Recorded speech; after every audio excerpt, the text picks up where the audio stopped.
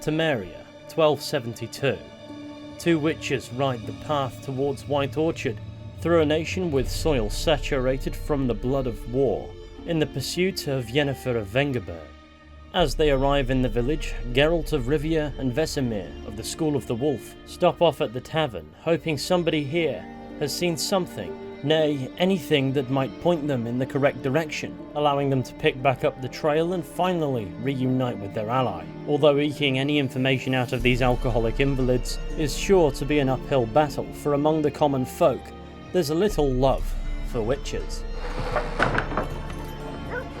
Witches? I'll not drink with Weaverlaw's freaks. Frosty entries aside, the innkeep greets them with open arms, and though she hasn't personally seen the raven-haired woman the witches seek, she allows the mutants to ask around. So while Vesemir retreats to a corner to tend to his wounds following a previous griffin encounter, Geralt takes it upon himself to question the revelers. Most prove unhelpful, with only vague snippets of information among other idiocy. Not a place I'd ever expect to find a scholar. Take it you're fleeing the war? Quite the opposite. Chasing it. I'm headed for the front. Tired of life? But amidst the rabble, one man proves more helpful than the others. A rather undistinguished character, wearing unassuming clothes, with no remarkably discerning features. His dark eyes light up as the White Wolf approaches. Looking for a woman. Like everyone. Not like everyone. And not just any woman. Mine smells of lilac and gooseberries, dresses in black and white. 2 schnapsies. It'll lift your spirits. Fine, I'll have a drink. Can we cut to the chase? You seen her or not? Yennefer of Vengerberg. Never mentioned her name. Yet you described her perfectly. And once I hear something, I never forget. Can't help it. What do you do? Who are you? A mangy vagrant. Gaunter O'Dimm, at your service. Vagrant. That a profession now? Once a merchant of mirrors. The Maddening crowd dubbed me Master Mirror, or the Man of Glass. How do you know Yennefer? What a question. Master Dandelion's ballads, of course. The only way a humble merchant might hope to rub up against greatness. Unless, that is, he's as lucky as I am. And runs into a very patient witcher. Into Geralt of Rivia himself. The Butcher of Blaviken. Recognize me from Master Dandelion's ballads too? To your help. Unlike most of his assumed class, Gaunter O'Dimm appears to know an awful lot. He seems like an educated man, knowing full well who Yennefer of Vengerberg and Geralt of Rivia are, an interaction that gives Geralt cause to be immediately suspicious of the supposed Merchant of Mirrors. Nonetheless, he has more important matters. O'Dimm offers us just enough information to have a lead, and the conversation ends. Thanks. We men of the road must stick together. Perhaps one day I'll be in trouble, and you'll be nearby to help. Geralt turns around, and without the door even as much as opening and shutting, Gaunter O'Dimm is gone, vanished into thin air as if he was never there. An encounter that at first seems easy to overlook, as this self-described mangy vagrant never shows up during the main story of The Witcher 3 Wild Hunt again. But little does Geralt of Rivia know, he's just had an encounter with a very powerful entity indeed, one that he was certain to encounter again. In today's video, we'll be exploring the mystery of Gaunter O'Dimm, the Man of Glass, Master Mirror, evil incarnate.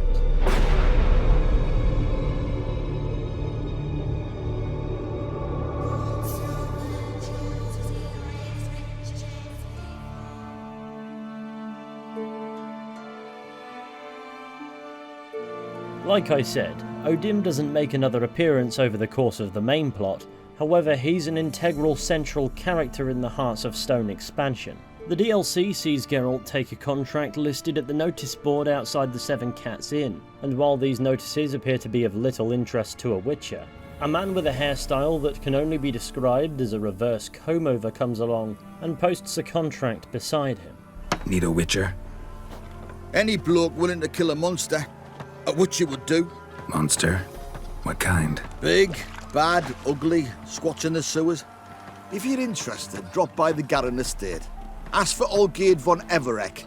He's the one ordered this posted. The notice, posted at the order of an Olgierd von Evereck, outlines a contract for a monster in the sewers of Oxenfurt, and we're to meet with the man at the Garren estate to the northeast to learn more.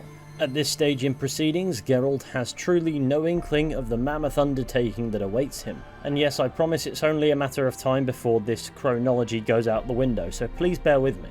Upon Geralt's arrival at the modest manor, Geralt winds up familiarising himself with yet more of Olgierd's reverse comb-over brethren. For some reason they don't appear to like frogs, but for the time being that appears irrelevant.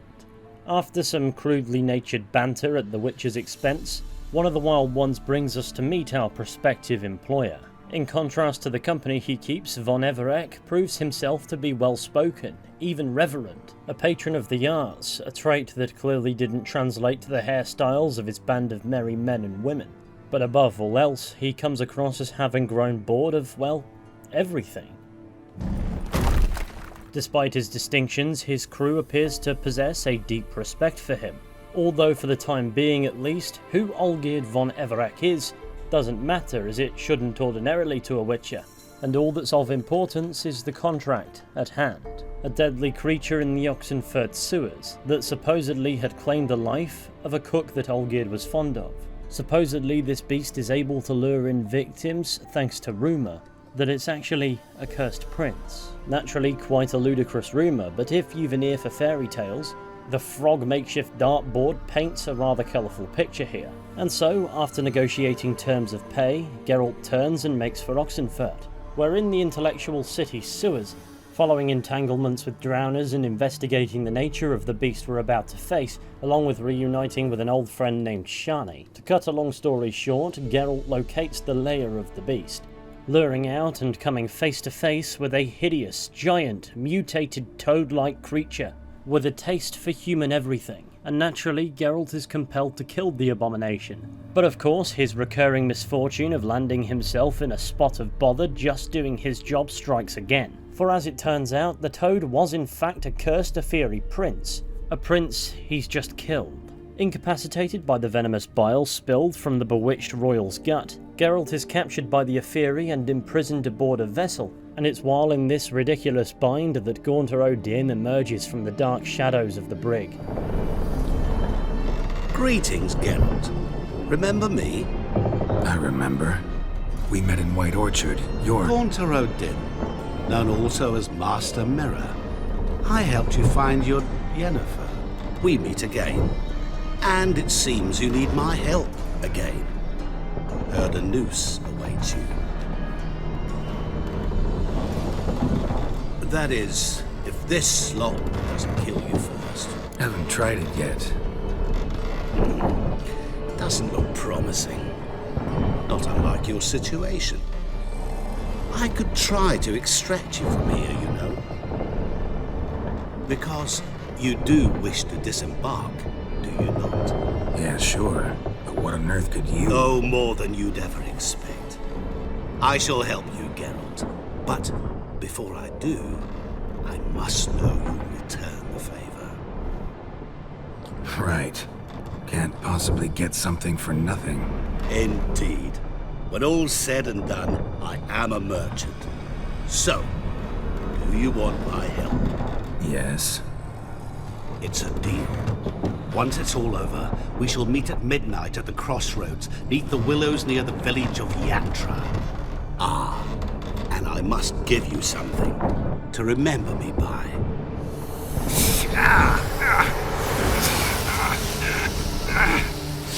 What's that? A mark to show we're associates.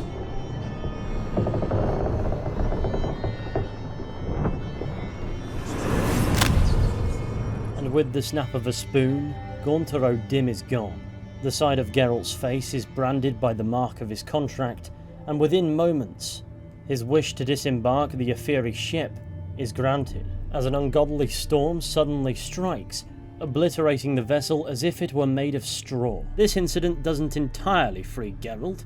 As for his friendly cell neighbour, It appears to have freed him a tad too well. Nonetheless, at least this is a predicament a highly trained witcher can free himself from. And that proves to be exactly what happens, leaving Geralt free following a skirmish on the beach, allowing us to ponder the turn of events we've just experienced. It was easy to dismiss Gaunter O'Dimm in our first encounter in White Orchard as simply a world-wise travelling man, one who just so happened to be above average in intelligence and willing to help, asking for nothing in return, with his most curious behaviour in this scene being his ability to disappear upon exiting our field of view. Something you can easily explain away the once, as he's just quick, maybe he jumped out the window, or he simply walked out the door and we just didn't hear it. Rationale can really stretch in a one-off scenario, and the main plot of the game never brings him up again, so curiosity naturally subsides. As for his unexpected appearance in Geralt's moment of need,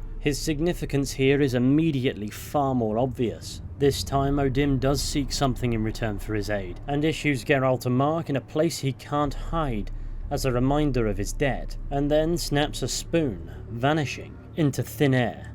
And moments later Geralt's wish to disembark the vessel is rendered reality by an ungodly storm. This second encounter, the first in the expansion, vindicates those subtle alarm bells that were distantly ringing when we were sitting across the table from him in White Orchard. This time around, his very nature is highlighted as far more ambiguous, and while for the time being we have little to go on with respect to getting to the bottom of this mystery, it is beyond apparent that we've entered a pact we shan't easily escape from. And now Master Mirror requests our presence at the crossroads outside the village of Yantra, where swathes of sunflowers bloom, and the local children sit, singing a rather ominous tune.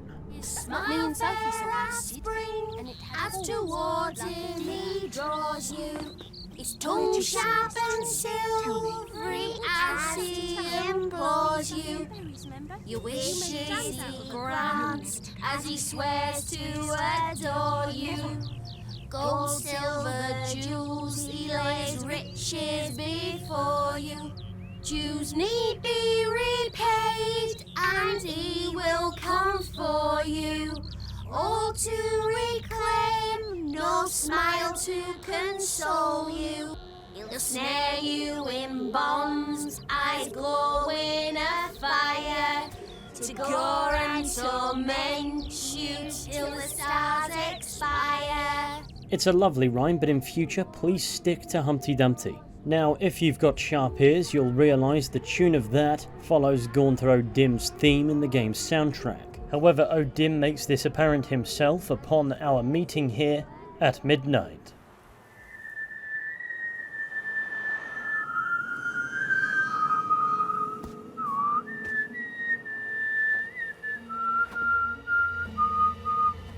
I knew you'd come.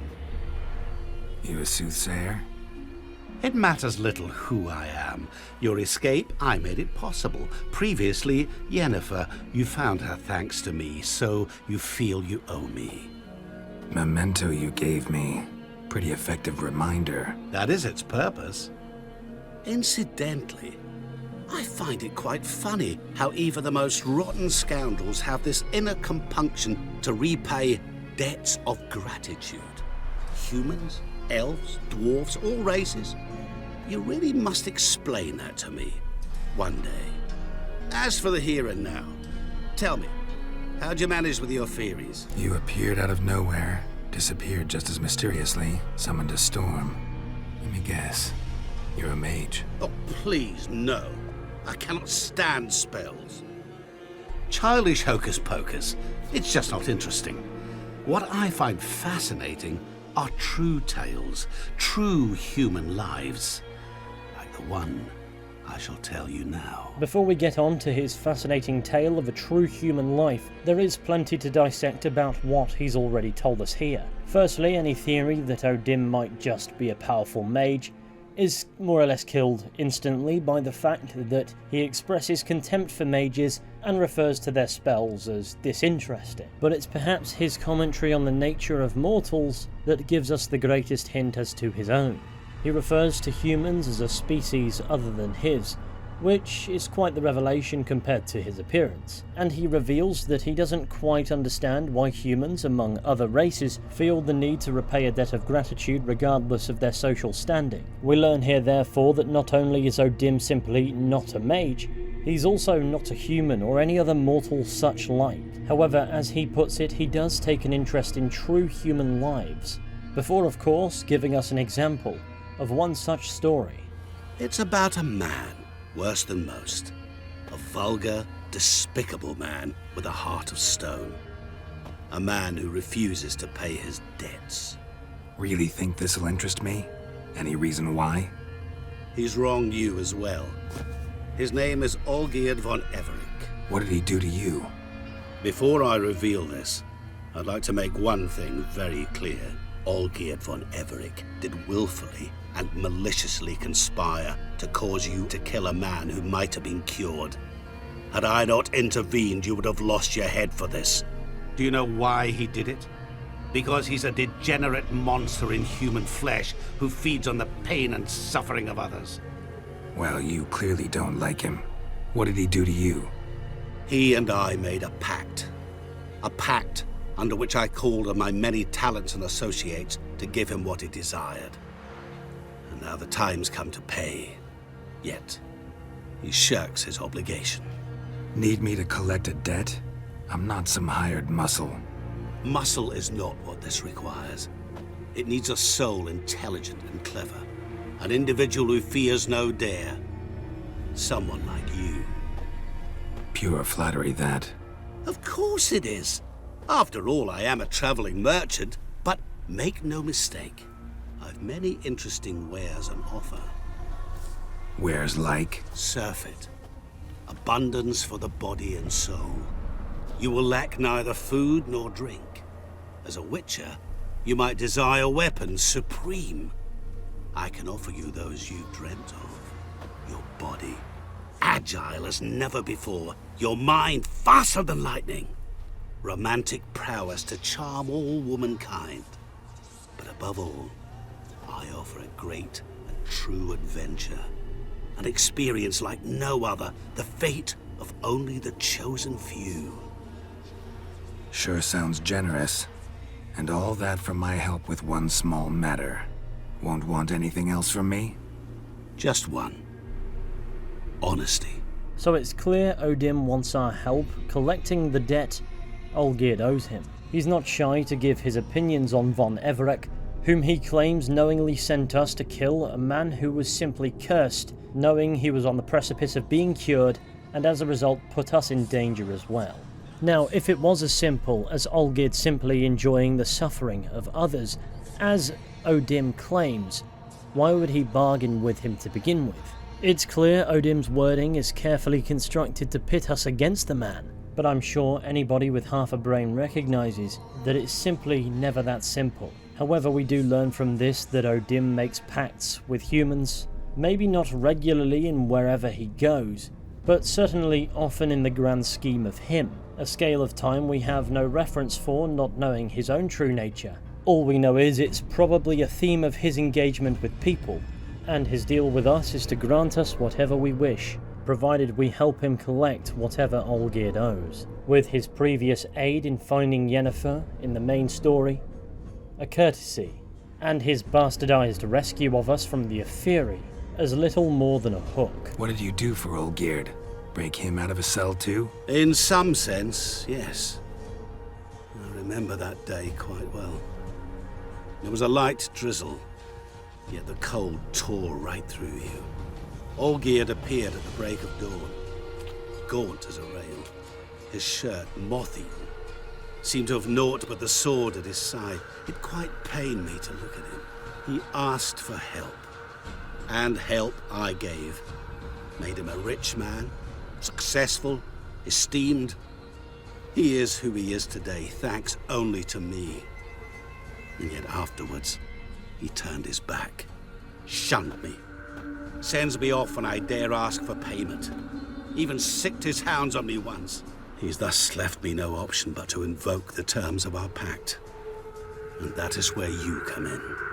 How much does he owe you? Gentlemen don't discuss coin. Need to know the details if you want me to get my hands dirty. How much? 1,000,000 crowns? 2,000,000? I'm no usurer to lend coin for interest. No. What Olgierd owes me is far more personal than shiny things that clink. As much as I regret it, I can say no more. I must respect his privacy. What about you? Call yourself a man of many talents? Can't you take care of this? Therein lies the catch. Our pact states that before I can collect my due, I must yet fulfill 3 wishes for von Everec. But I cannot fulfill them myself directly, making use instead of a... how shall I put it? A proxy. Join me in paying von Everec a visit. Then, well, then we shall improvise. I believe, however, that all will end well. And once it does, we 3 shall meet and thank one another for the voyage we shared. It does sound an awful lot like we've become a pawn in a game we're yet to understand. O'Dimm ultimately, however, is convincing that we must band together and fulfill the terms of his pact with von Everec, with us acting as his proxy to fulfill 3 wishes. A bit like a genie trope, I suppose. However, this wouldn't be the first engagement between O'Dimm and Olgierd, and I'm yet to find any reference to somebody rubbing a magic lamp. Nonetheless, Olgierd must have a good reason to want to avoid paying Gaunter O'Dimm back. But before we fuss too extensively about that, there are enough hints pointing in a certain direction as is. You see, we've met O'Dimm, a mysterious man whom we've made a pact with, at a crossroads at midnight. Now, in our real-world folklore, not necessarily any specific one as such, a crossroads is often used to represent a location between worlds, and therefore, as a result, has been symbolic as many things throughout human history. In medieval, broadly speaking, Western folk mythology, a crossroads was believed to be usable to summon a demon, or indeed the devil himself, in order to strike a bargain. A story that crops up with dozens, if not hundreds of variations, time and time again. Away from that, there are many European stories and beliefs that detail drawing a somehow magical circle at a crossroads as a means to summon the devil. And perhaps in more modern history, we have the legends surrounding American blues musician of the early 20th century, Robert Johnson, perhaps thanks to his song Crossroad Blues, a song believed to be about making a deal with the devil at a crossroads. As a result, according to a legend, Robert Johnson sold his soul at a crossroads in exchange for musical genius. That most certainly is a topic of conjecture, and interpretations of Crossroad Blues' actual meaning vary immensely. As for Johnson's fate, it's unclear. However, it's believed he passed away in August of 1938, aged only 27 years, from unknown causes. Anyhow, to tie all this folklore of meeting the devil at a crossroads back to O'Dimm, it may be a tad too early in the video to hit this point home, but just across the path from the crooked shrine that O'Dimm can be found sitting upon, we can find a rather bog-standard looking notice in front of a field of sunflowers. This notice incidentally opens by mentioning some foul devil's spawn. And while to my knowledge this notice issued by the commander of the village watch, Waldo Smith, is of absolutely no bearing to O'Dimm, going forward it is disquieting how many times the word devil crops up surrounding Master Mirror's presence, and that will be something to keep an eye out for going forwards. To make things more interesting, let's pay some mind to Gaunter O'Dimm's name. If we abbreviate it to an acronym leaving only initials, we get the spelling of God. Or at least that's how it would appear to be framed. However, according to monogram etiquette, only the O would be extracted from the word O'Dimm and made into an initial, meaning O'Dimm's initials are actually just Go. Nonetheless, the observation is absolutely valid from an entirely different perspective, and that is simply taking every letter that's capitalized. Could this be a hint that Gaunter O'Dimm is simply the pseudonym of a god? One who sees fit to operate among men under an alias? Or perhaps he's a demon, worse yet the devil, fancying himself a god. Perhaps even the god. Perhaps it's just a coincidence, but this is, after all, a game. Everything in the game is deliberately constructed one way or another. In this setting at least, I tend not to believe in coincidences, Red herrings, on the other hand, I mean, eventually there will be one somewhere, and considering how on the nose the capital letters in Gaunter O'Dimm's name spelling God is, especially for the nuanced Witcher universe, for an answer to be spelled out so blatantly just doesn't feel right. Moving on, we also have Geralt's mark to entertain, a symbol of his pact with the humble merchant of mirrors. Throughout the 17th century, many witch hunters believed a variety of things really regarding marks found on the bodies of the accused. Typically, a witch's or devil's mark found on the accused was believed to be a permanent marking of the devil, symbolizing their obedience to him. The mark now adorning Geralt's face is magical, temporary, to be removed upon the completion of his task. Nonetheless, it's a mark of obedience to Gaunter O'Dimm, a symbol not just of their pact, but the pecking order within it. Away from that, the mark is a window into gaining some understanding of the very nature of the power that O'Dimm wields. You see, multiple non-Hearts of Stone affiliated characters may comment on the mark, but it's Yennefer of Vengerberg who will actually have something useful to say about it. Listen, this mark, can you do anything about it?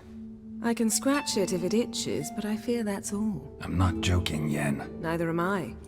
These symbols, it's ancient, powerful magic. I've no notion how to remove them. So O'Dimm wields ancient, powerful magic that, though identifiable to an extent, is largely beyond contemporary comprehension. This would seem to suggest O'Dimm is a very old entity indeed. For if Yennefer has no notion as to how to go about removing the mark, it doesn't mean she doesn't know and therefore cannot be bothered learning. After all, she's still able to identify it as ancient and powerful. It means there's no thread to pull on for understanding how the mark works. In other words, that information is simply lost. And if you go to tryst with the mark, she'll say a very similar thing, at least in meaning. O'Dimm simply possesses knowledge of ancient magic that nobody else that we're aware of has, and considering his expressed disdain for spells, I think it's a fair assumption that this understanding is occurring at a much higher, more natural level than that of even the most far from humble mage. So, is Gaunter O'Dimm a man or a force of nature? It's most certainly an interesting question, one we are far from done with. Now, returning to the Garin estate where we first met Olgierd von Everec, we will find the place ablaze. The Wild Ones don't seem too bothered, and we find them attempting to execute one of their own. If this is by Olgierd's order, it lines up with O'Dimm's perception of him, or at least the perception O'Dimm wants Geralt to have. Nonetheless, the choice to intervene is entirely up to us. However, intervening will lead to a confrontation with Olgierd, and it's in fighting Olgierd von Everec that we realise he's no ordinary chap. Would you wait, sir, for the dribble to subside? Makes no difference to me. Just as I said. Stand and fight. He possesses some rather otherworldly abilities, being able to teleport across short distances in a cloud of black smoke. Beyond that, he's able to withstand quite the reasonable amount of punishment, especially from the blade of a witcher. And while this can be dismissed as a gameplay-ism, the cutscene that follows his inevitable defeat can't.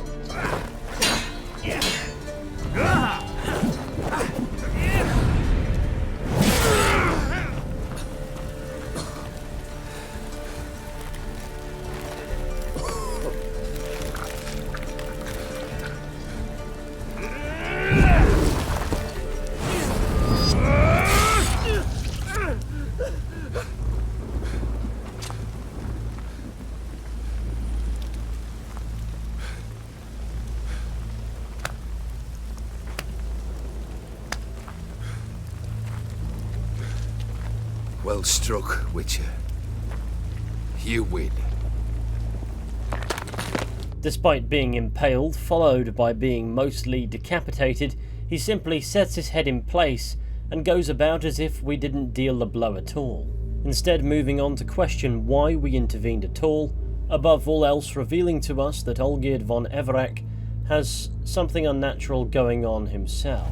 At least you now know I don't easily lose my head.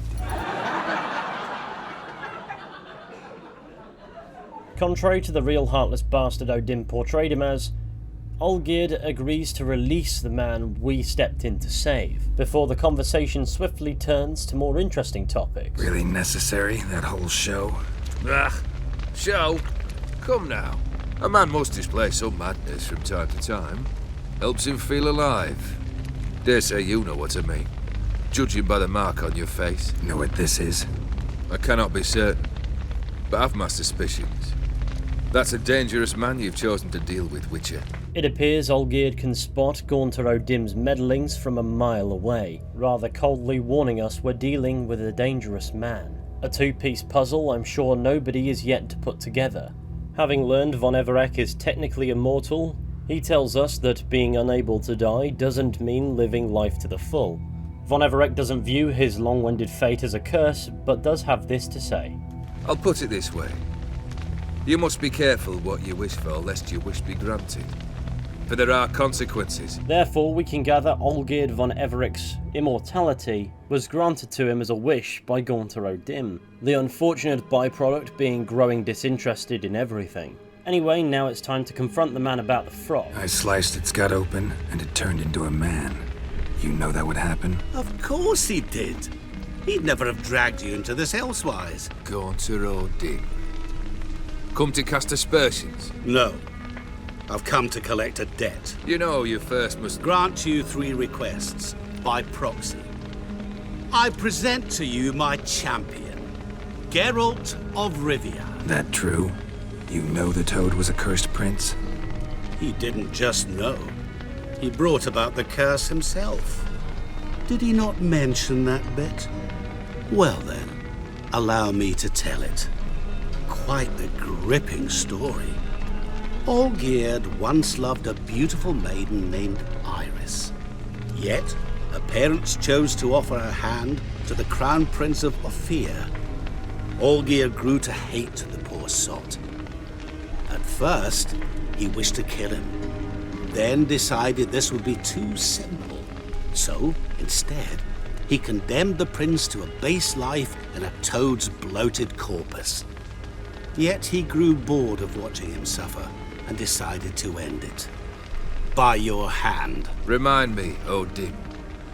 Who was to fulfill my last 3 requests? My assistant, Geralt. Then be gone. I don't wish to look at your face any longer than I must. These two characters clearly share a colourful history. O'Dimm seems knowledgeable about the intricacies of Olgierd's life. The two had a pact in the past, and it appears it still stands. But whatever Olgierd knows about Gaunter O'Dimm has led him to despise him. Nonetheless, Master Mirror obliges the Ataman's request to make himself scarce, bows in a fashion that would make the Chamberlain in Vizima proud, and simply leaves. From the precious little we actually know of O'Dimm, we can gather he is many things, but an outright liar certainly not. By his statement, Olgierd von Everec cast the curse on the Ophiri prince, transforming him into a bloated toad. Now, did he send Geralt because he grew bored of watching the toad prince suffer? Possibly, but I'm not under the illusion his boredom is new. However, if you recall, moments after we defeat the toad, an Ophiri mage and some soldiers come along. It would seem they ventured into the Oxenfurt sewers in hopes of curing and rescuing their prince. It's one hell of an unfortunate coincidence for Geralt, but would it not appear much more likely that Olgierd knew aid was coming, and therefore sent us to kill the toad before he could be rescued and reverted to prince form? The truth is, it matters little, but does portray the heartless nature of the man we see before us, and we can certainly quiz Olgierd on this. What he said about the prince, that true? You turn him into a toad? Perhaps. Or perhaps the Ophiri Dauphin ate something that disagreed with him. You never know with their cuisine.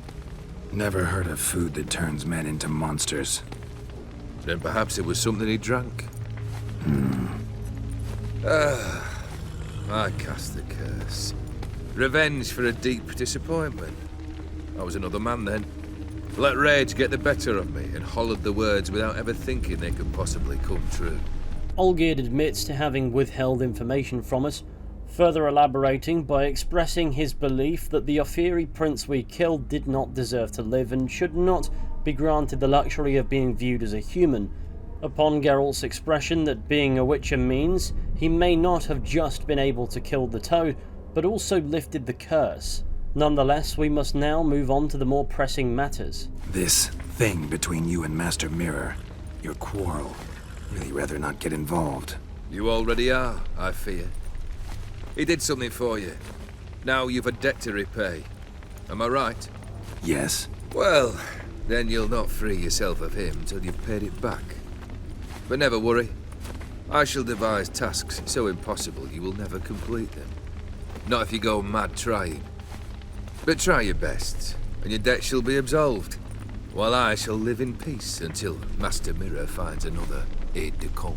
So Olgierd doesn't appear to want his requests fulfilling. He simply wishes to evade O'Dimm collecting his prize to the best of his ability. And sure enough, to begin with, he gives us a couple of impossible-sounding tasks. First, we must bring him the house of Maximilian Borsodi. Carrying a house does sound like quite the challenge. And his second request is for us to find his brother Vladimir von Everec and show him the time of his life. And we're to complete those two tasks before we can even learn of the third. However, Olgierd has left out some crucial information, but fortunately, just down the way, Gaunter O'Dimm appears again to fill in the blanks. The brother shouldn't be too hard, but the house? How am I supposed to bring him a house? Actually, the opposite. I wouldn't worry about the house. The brother will be the tough bit. O'Dimm may not be able to fulfill Olgierd's wishes himself, but as he states, nowhere in the contract does it forbid him from providing help. And so, thanks to the mysterious Merchant of Mirrors, we learn the house is easy to acquire comparatively, as Olgierd's brother Vladimir will prove tricky to show the time of his life considering he's dead. Luckily, O'Dimm just so happens to have some von Everec blood, allowing us to perform a blood summoning for Vladimir's soul. Now, despite giving us invaluable hints towards solving both of these puzzles, O'Dimm states he can't do everything for us, and Geralt will need to use his head. However, he does mention the medic Shani, whom we'd previously reunited with in the sewers before we killed the Aphiri Prince, might be of some use in the matter. Guess it's high time I got to work. A bit more enthusiasm, Witcher. You know, you just might enjoy yourself. Yay, can't wait. Say I need help. Where'll I find you? I shall find you. And like every previous encounter without any real effort, O'Dimm is gone. Good luck, Geralt. His now disembodied voice wishes us luck and we're on our way. With every encounter, the Man of Glass grows more and more mysterious, and as expressed in his next conversation with Shani, Geralt grows increasingly suspicious. Monster in the sewers turned out to be a giant toad, and this toad was actually a prince, an Ophiri one at that. And I'm a Kaviri Duchess. It's the truth, uncolored, I swear. When I killed the toad, some Ophiri soldiers led by a mage showed up, captured me. Man named Gaunter O'Dimm freed me. Who's this? Could be a mage, a demon, or a djinn. You don't know? He's very powerful. That's all I need to know. Now we finally enter a part where the bulk of what's going on isn't of massive consequence.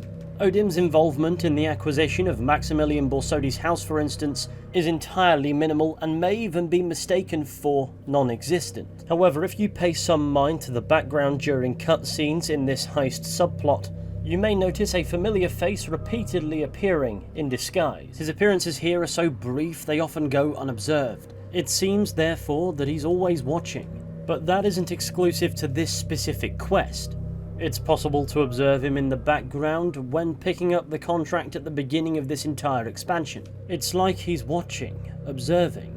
He wishes to be seen, but at the same time, he doesn't. His featureless face allows him to blend in, whether that be as a peasant, an art connoisseur, a soldier, or as we're sure to get onto shortly, a reveller. This is a reminder for those who notice him that he's always watching. He knows how we've been getting on, and likely, as a result, knows when to reveal himself. It's details like this that make you wonder, how long has he been watching Geralt really? Are we to believe the White Orchard encounter is the first time either character laid eyes upon one another?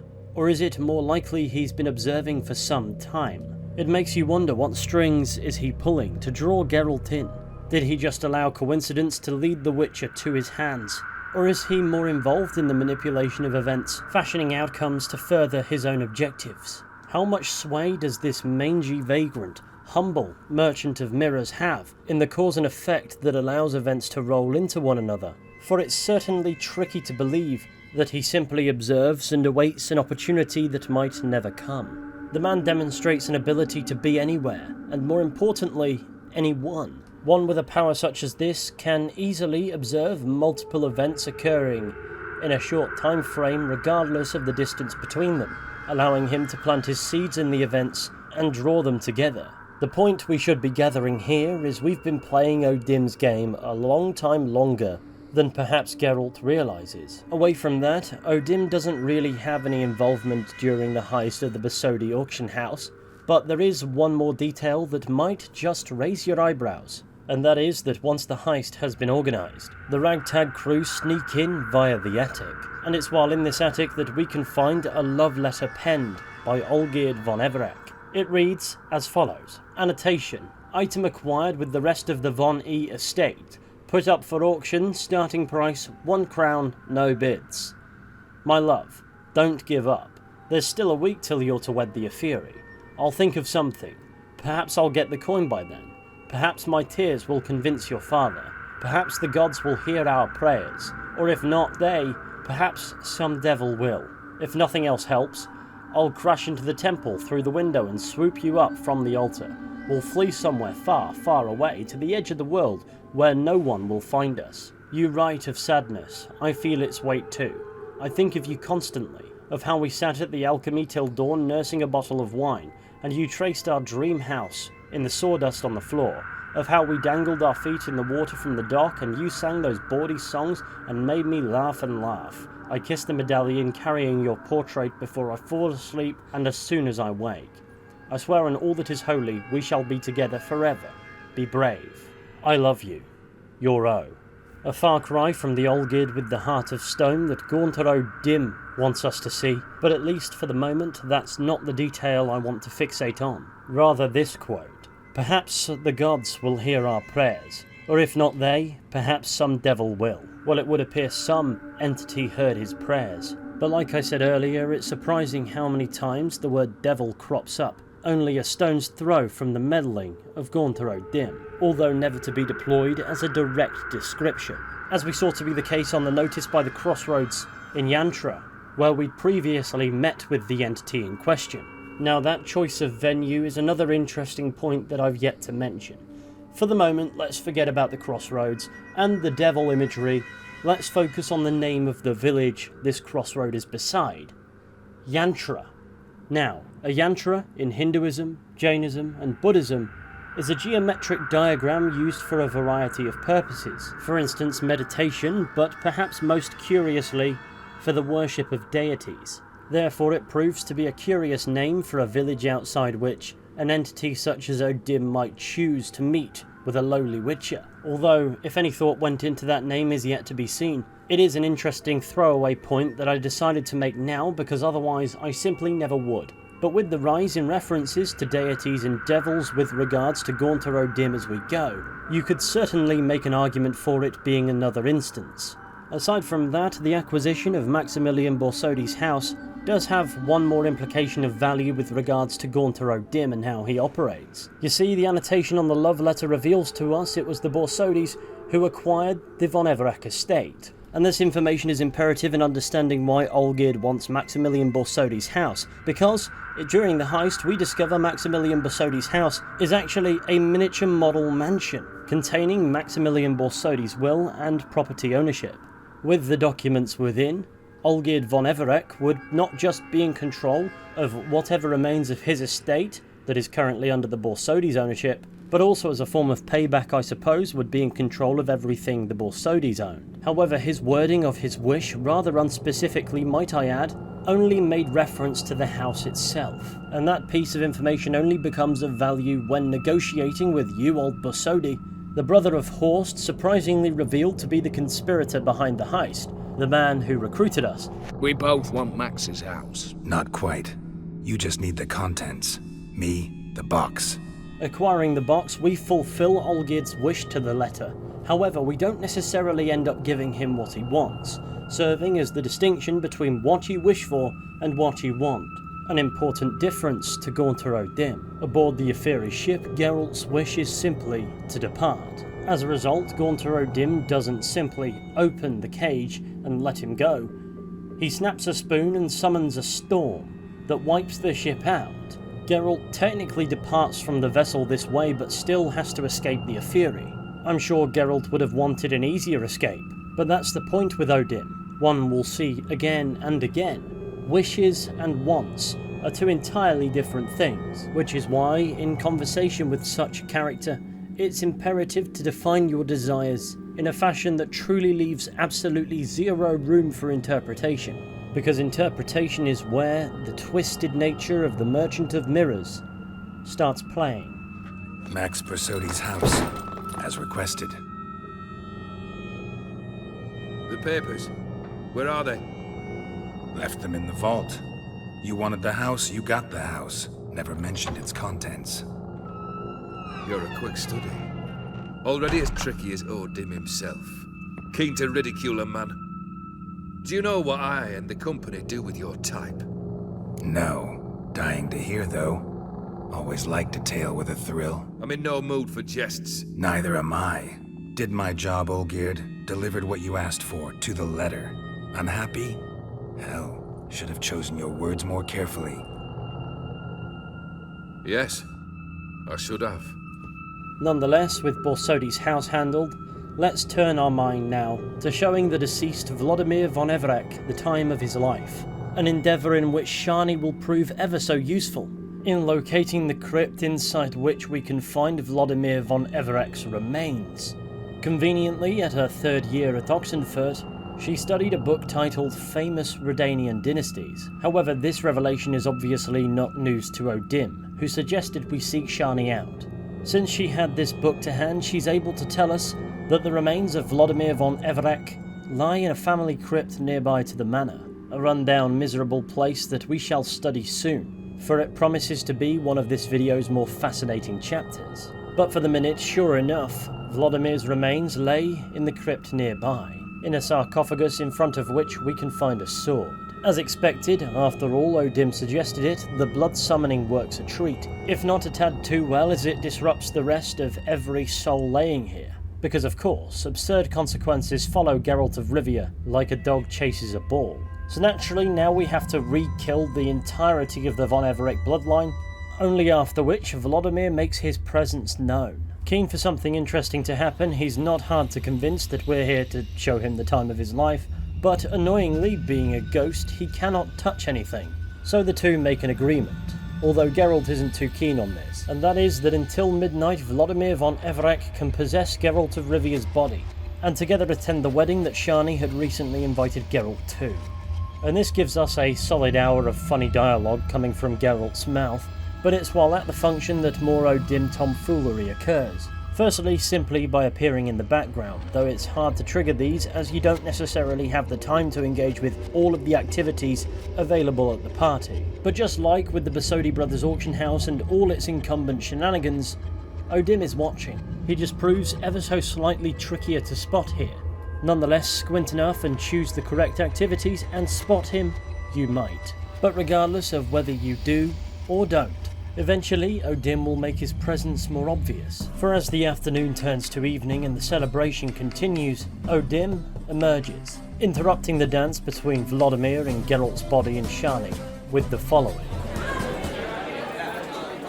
And now, a special treat for our special guests, the Witcher Geralt and his enchanting partner, Shani. Musicians, something lovely for the loving couple. At last, music for a loving embrace. Come, Shani. It's time you discovered my romantic side. It's clear Vladimir has absolutely not the first idea who Gaunter O'Dimm actually is, but following, Vladimir exits Geralt's body long enough for him to address O'Dimm's presence. He acted as though he knew me, but we've never met. I was surprised. Who is he? Gaunter O'Dimm, Master Mirror. Wonder what he's doing here. Then perhaps you should just ask him. Yeah, he didn't show up without a reason. Need to talk to him. Consider that he might have simply been nearby and dropped in on a whim. Promise you this much. He never does anything simply, and certainly not on a whim. I was to make merry, carouse. Yet here I've stood the last 5 minutes, listening to you talk. I'm going back in. Better. Come, Shani. The night beckons us not to jabber it away. From this point onwards, Gaunter O'Dimm can be found in the far back end of the banquet hall, where he's engrossed in a good-natured conversation with 2 older ladies about baking gingerbread of all things.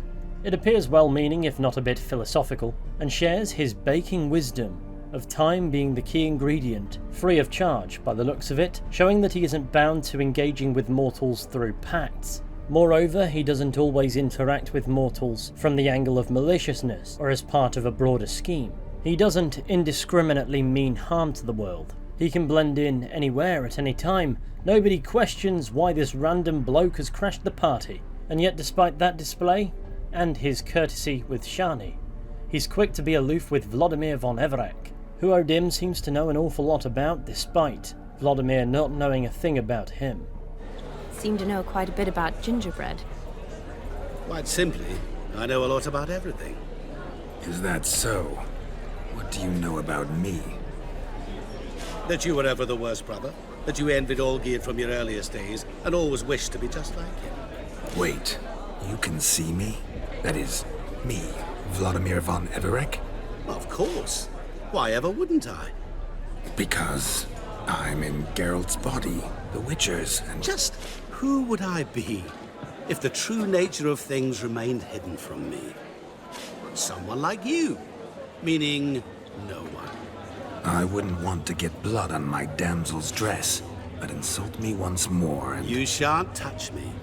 I know you'd very much like to act like your brother in this situation, demonstrate how manly you are, but let's be honest, nothing will come of it. You're simply not him, no matter how much you wish you were. Rubbish. I never envied my brother. Of course you did. He was a shining role model. Olgierd ran faster, shot truer, lifted greater weights. Olgierd learned to read first, although you tried your damnedest to beat him. As you grew up, he had his pick of girls, whereas you made do with the leftovers. From his good-mannered, well-natured conversations with the old ladies and Shani, O'Dimm immediately pivots to a more cruel, dismissive tone, reveling in causing Vladimir discomfort as he embarrasses him in front of Shani. He knows exactly how to push the buttons with whomever he's engaging with, and where the situation demands it, adjusts his demeanour to the manners of those who engage with him. Vladimir, for instance, was the first to be aloof here. O'Dimm simply met that challenge, and when the required information is exchanged, in this case O'Dimm's subtle implication that Vladimir's death was caused by Olgierd's pact with him, a message meant for Geralt, he simply excuses himself and takes his leave, allowing Vladimir to boogie the pain away to his heart's content. The night continues and ultimately midnight comes around, with Vladimir contravening the verbal contract, refusing to leave or at least attempting to stay just that moment longer. It's after midnight. Your time has come. We needn't fret such trifles. Death's not come to claw me back, so why not continue our revels? What's Geralt think about that? You gave your word. Shani, darling, I'm dead. Can't expect too much from a corpse. Vladimir von Everec, go back whence you came. Please. Stay out of this.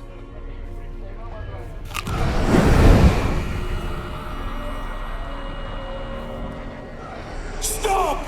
I beg you! Stop! Get ye hence, or I'll take you with me, and your mouldy crypt will look like paradise in comparison. The choice is yours.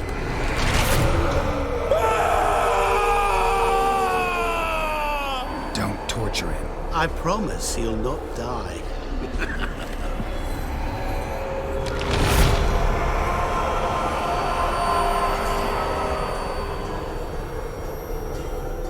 Gods, what is this? Effortlessly, O'Dimm appears and torments Vladimir von Everec's spirit, forcing him to submit and leave. Upon Geralt pointing out that he didn't have to make Vladimir suffer, O'Dimm agrees and states he could. From our perspective, that comes across as him inflicting pain upon the ghost simply because he could. But the truth behind O'Dimm's words are that was nothing by comparison to his idea of making a soul suffer. Whatever it was that O'Dimm actually did here. However, he simply willed pain upon Vladimir's soul. By his standards, it doesn't even come close to qualifying as torture. For had he truly taken him, a feat we have no reason to doubt he's capable of, that mouldy crypt he called a tomb would look like paradise in comparison. Before we get too enveloped in O'Dimm's capacity for this degree of cruelty, this ability of just simply willing pain upon Vladimir's soul is noteworthy within itself, and his statement that he could take Vladimir with him, and, as the implication goes, torture him for a long time. What such place could he possibly be referencing? And how high a power is he that he can even promise such a thing? One should not cross Master Mirror lightly, yet despite his brief display of insurmountable power, he swiftly reverts to his affable, if not a bit ominous poise. And there's no easy way to put this, he simply gives Geralt some wooing advice, should he decide to spend the remainder of the night with Shani. So naturally, though you can choose not to, Geralt takes his advice. The two row out aboard a boat, into a nearby lake, and engage in less than advertiser-friendly business, an interesting testament to O'Dimm's boundless knowledge. Ultimately, however, the night still passes, and we must return to Olgierd to inform him of our success and pick up his third wish. Your dead brother had himself one more day like those of old. Very easy to say. But have you got any proof? I do. Vladimir's hand. It's unmistakable. Fulfilled 2 of your wishes. Time I learned the 3rd. Confident, aren't you? Proud, sure of your strengths. Fearless. 3rd task, if you don't mind. Mutations. They stripped you of emotion. Tell me, have you ever loved? I mean, truly loved? Yeah, I've loved. Can we get to the matter at hand? Perhaps instead we ought to sit down inside. Have a good chat over some fiery water. We'll drink once the job's done. Afraid that's impossible. Succeed and that's the end of me. Fail and you'll not be back. 3rd wish, still waiting to hear it. Aye, aren't you stubborn? Fine. Listen well. I had a wife once. The day I saw her last, I gave her a rose. A violet one. Bring me that bloom. Wouldn't mind reminding myself what it looks like. When was that? How long's it been? Flowers wilted and turned to dust by now. You wished to hear a wish. Now you have. Fulfill it. This time it would seem Olgierd is confident that his wish is impossible to fulfill, sending us to his old manor, yes, that depressing place from earlier, to find a violet rose that has since undoubtedly turned to dust. Before we worry too much about that, Olgierd also seems to believe that in fulfilling this 3rd and final wish, it will prove to be the end of him. I think based on how he dealt with Vladimir, it's clear O'Dimm is after his soul, to toy with and perhaps torment for eternity. It would certainly match up with the devil references thus far, collecting and causing pain to souls to feed off their negative energy. Not to worry for now, things are about to get much darker as we arrive at the Von Everec estate, a rundown manor accompanied by grounds enveloped in an unnatural fog. This is a place that has seen no shortage of misery, and sure enough, depression awaits as we enter its perimeter. As Geralt investigates, he finds signs of the lives once lived here, along with indications that somebody is still tending to the flower beds. It's clear that something is here, and Geralt only briefly catches a glimpse of what at first, but before too long comes face to face with an utter monstrosity, a massive, man-like figure that has recently mutilated the remains of an intruder. This macabre caretaker pulls back its hood to reveal it has no face. A demonic abomination, if ever I've seen one. The caretaker's disinterested in conversation, therefore we have to kill it. It's upon succeeding, defeating the caretaker, and examining the corpse, that more talkative entities make their presence known to us. What the fuck was that? No eyes or nostrils, deformed organs. Damn thing had no right to be alive. Well, philosophers do still debate what it means to be alive, exactly. Normally I'd be shocked, but not after what I just saw. Who are you two? Clearly not animals. Think of us as friends of the house. What's with the show? The pretense that you're animals. You couldn't have warned me? No. We're obliged to maintain discretion. So why talk to me at all? Why? Well, we get so few chances to talk to humans, and we're curious to know what brought you. Gonna need a better answer than that. Later. What about this thing? What can you tell me? Friend of yours? We called him the Caretaker. Doesn't look like any creature I've ever seen. Where'd it come from? From very far away. He was summoned to guard Lady Iris in the home. He tended the garden, took care of unwanted guests. Very far away? Meaning where exactly? The name of this place would mean naught to you. You know the master of the house, the owner? Olgierd von Everec? Yes. We know him, but he left, and his wife became mistress of the house. Great. So, Lady von Everec home? Could you announce me, say she has a guest? Why do you wish to see her? I'm here to get the violet rose Olgierd gave Iris just before he left. Iris is inside, in the bedchamber upstairs. Take his key. It opens the rear door. Unlike the dear old caretaker here, the dog and cat entities appear to be neutral to our presence. Interestingly, the black dog and the black cat wish for their names to remain private, a proclivity often shared by demons of legend. In folklore, it's often believed that knowing a demon's name grants power over that entity. Perhaps that's the reason why the dog and cat wish their true names to be kept to themselves. After all, they certainly aren't an actual dog, nor an actual cat, because real dogs and cats don't exactly talk. And if your dog or cat does talk, I advise you get professional help as soon as possible. Now, black cats in a lot of European folklore are associated with witchcraft and luck, whether that be good or poor fortune. Often they've been viewed as omens, and it's unclear if any of that is relevant here, but I thought I'd mention it. Clarity, however, on what a black dog might symbolise is far less straightforward. They've often been associated with death, the afterlife, even the devil himself. They can be viewed as bad omens, symbols of depression, fear, conflict, hatred, or they're just dogs with black fur. It's unclear if any symbolism is meant in these two characters. Nonetheless, they don't appear to directly mean Geralt any harm.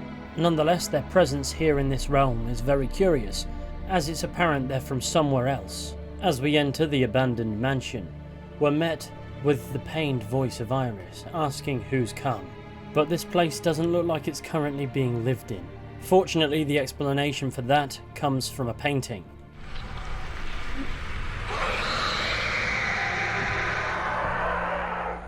It would seem Iris haunts this palace of sadness, meaning she's certainly passed on. As we make our way through this miserable abode, we find ourselves having to face her wraith, arguably just another Tuesday for a witcher.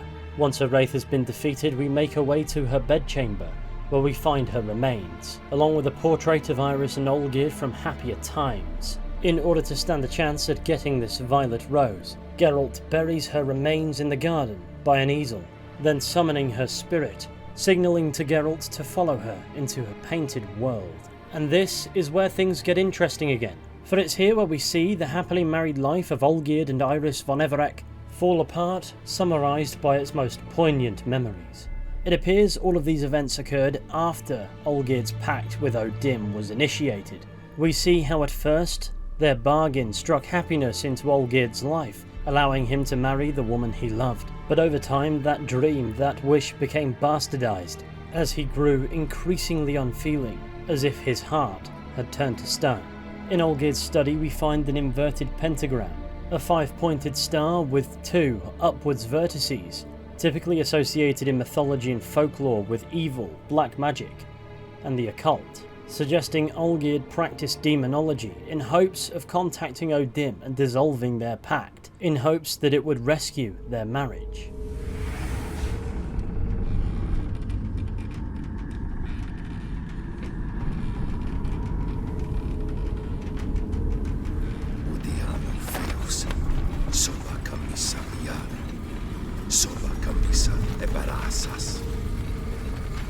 What other spell must I use, damn it? I've tried them all. I wish to end our pact. I summon thee! But alas, Master Mirror never showed. Maybe the Wi-Fi was off. Damn it! This, I suppose, shows us what Olgierd thought O'Dimm was. A demon of some variant. It's clear his attempts to contact O'Dimm through the occult, however, were unsuccessful, leaving the entity's true nature still ambiguous. But perhaps O'Dimm is a demon. He's just far too powerful to be summoned. That being said, O'Dimm doesn't strike me as the kind of entity to miss much. Perhaps he was aware of Olgierd's attempts to contact him, and simply refused, watching instead, as von Everec had to live with the consequences of his wish for his desires to be fulfilled being granted. As we delve deeper into the painted world, we observe that Olgierd's coldness yet grew, resulting in Iris turning to her father in a bid to annul the marriage, resulting in Olgierd murdering the man, and feeling absolutely nothing for the deed. In this moment we see Olgierd transform from Iris's love to her greatest fear. Not because of his own love, but his desperate attempt to retain it, as all feeling fled his heart. Then von Everec ceased to be human. Though he still loved his wife. No, he merely remembered that he should love her. His pact with O'Dimm warped him to no longer understand the very feelings he'd once felt. Presumably through occult means, he summoned the caretaker, along with the black dog and cat, monstrosities to tend to Iris's needs, and in a twisted kind of way keep her company, despite her pained protests of not wanting any of this. Before, I wished to know what was going on in that head of yours. I thought perhaps I could help.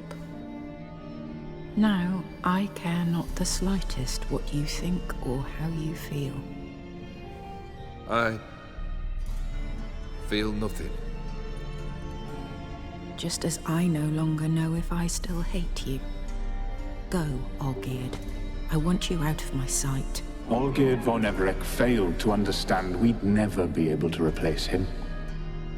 His spectre now casts a shadow over Lady Iris's every remembrance. Ultimately, here we observe the destruction of Olgierd and O'Dimm's pact, and we observe this from the perspective of an innocent victim, she who had no say in the agreement, as Olgierd's life became devoid of emotion, and he became the monster that O'Dimm wanted Geralt to view him as. Iris became little more than a manifestation of sadness. Ultimately, the rose symbolized the death of their love for each other, and now taking it from Iris risks destroying this world, ending Iris's pained existence. But before we take it from her, she asks after her husband. Tell me, how is Olgierd? Healthy? Does he fare well? Your husband's got a powerful enemy, Gaunter O'Dimm. Know the name? I curse the day I first heard it. Who is he, and how'd he step into your lives? It's my fault.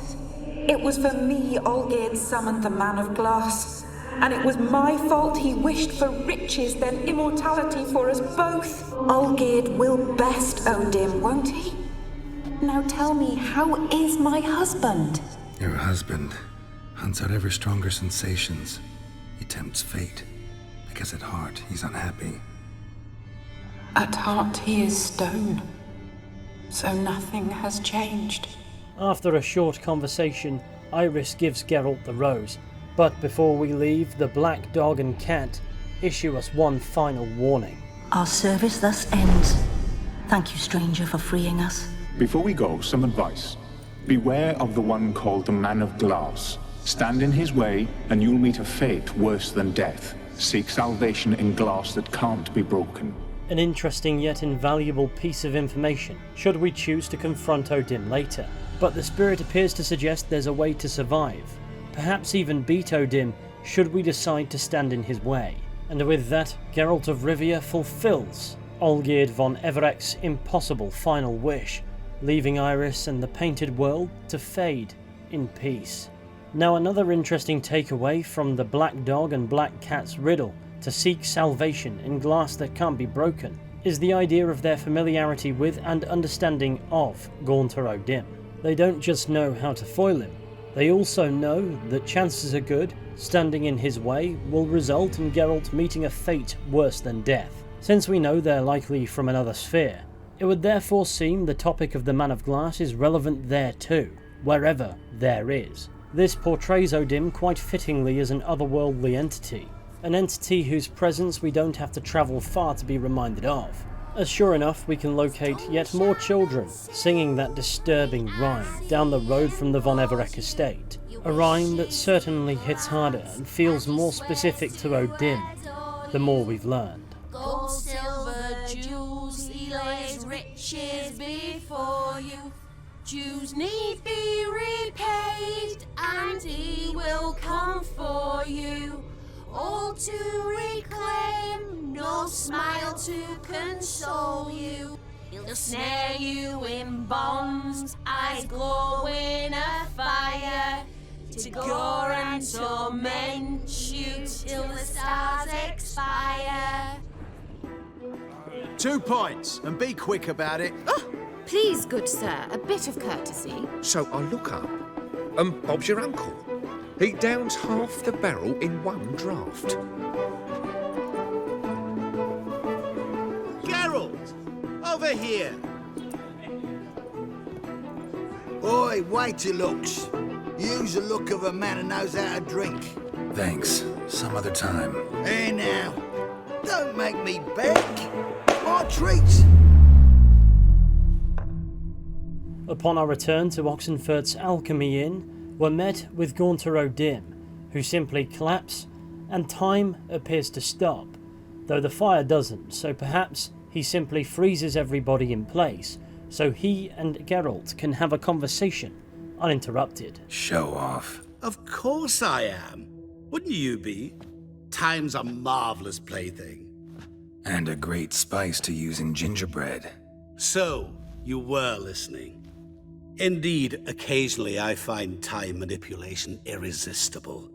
Controlling it offers so many appetizing opportunities, like spiking the soup of unsavory individuals with appropriately ghastly things. You actually control time, or is this just some conjurer's trick?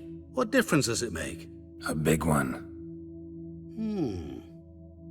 Let us say time has always fascinated me, so I taught myself how best to use it. Why time, of all things?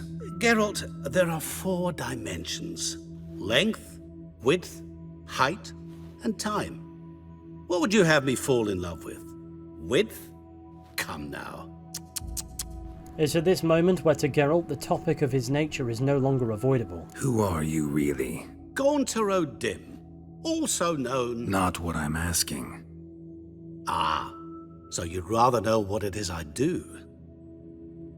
In brief, I give folk what they ask for. You might say, I simply grant their wishes. That'd be downright noble, if you didn't always demand something in return. Law of the market. I was not the one to coin the phrase, nothing comes free. You're not human, that's clear. So what are you? A demon? A djinn? Do you really wish to know? Yes. No, Geralt. You don't. This one time I shall spare you, and not grant your wish. All who have learned my true name are now either dead, or have met an even worse fate. Yet I still need you. Gaunter O'Dimm's gaze drops momentarily, and a darkness manifests from him.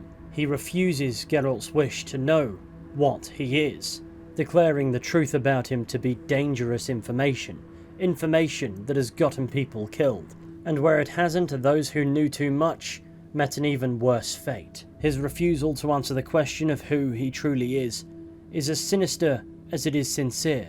In this moment you realise his refusal to answer the question is a twisted kindness, for such knowledge would surely lead to an unimaginable demise. But he strikes bargains with mortals, knows a lot about everything, can be everywhere and nowhere, blend in with anybody, and now he can control time. Though his very nature is elusive, the gravity of it certainly isn't. But there's no time for that, as we're about to get a feeling for his trickery. You've almost satisfied your debt. Was supposed to fulfill his 3 wishes. Did just that. This is where you remove the brand, 'cause we're even. Nearly. To fulfill the terms of the contract to the letter, you must do one more thing. Draw Olgierd to the Temple of Lilvani. We never discussed that. Oh, but we did. As a man of the world, you should know that every contract contains a catch or two. Small print, which, nevertheless, changes the ultimate meaning of the pact. This applies to oral contracts as well. Recall that I said, and I quote, "I believe, however, that all will end well, and once it does, we three shall meet and thank one another for the voyage we shared." End quote. Yeah, I remember. Fulfill your end of the bargain, and I will remove the brand.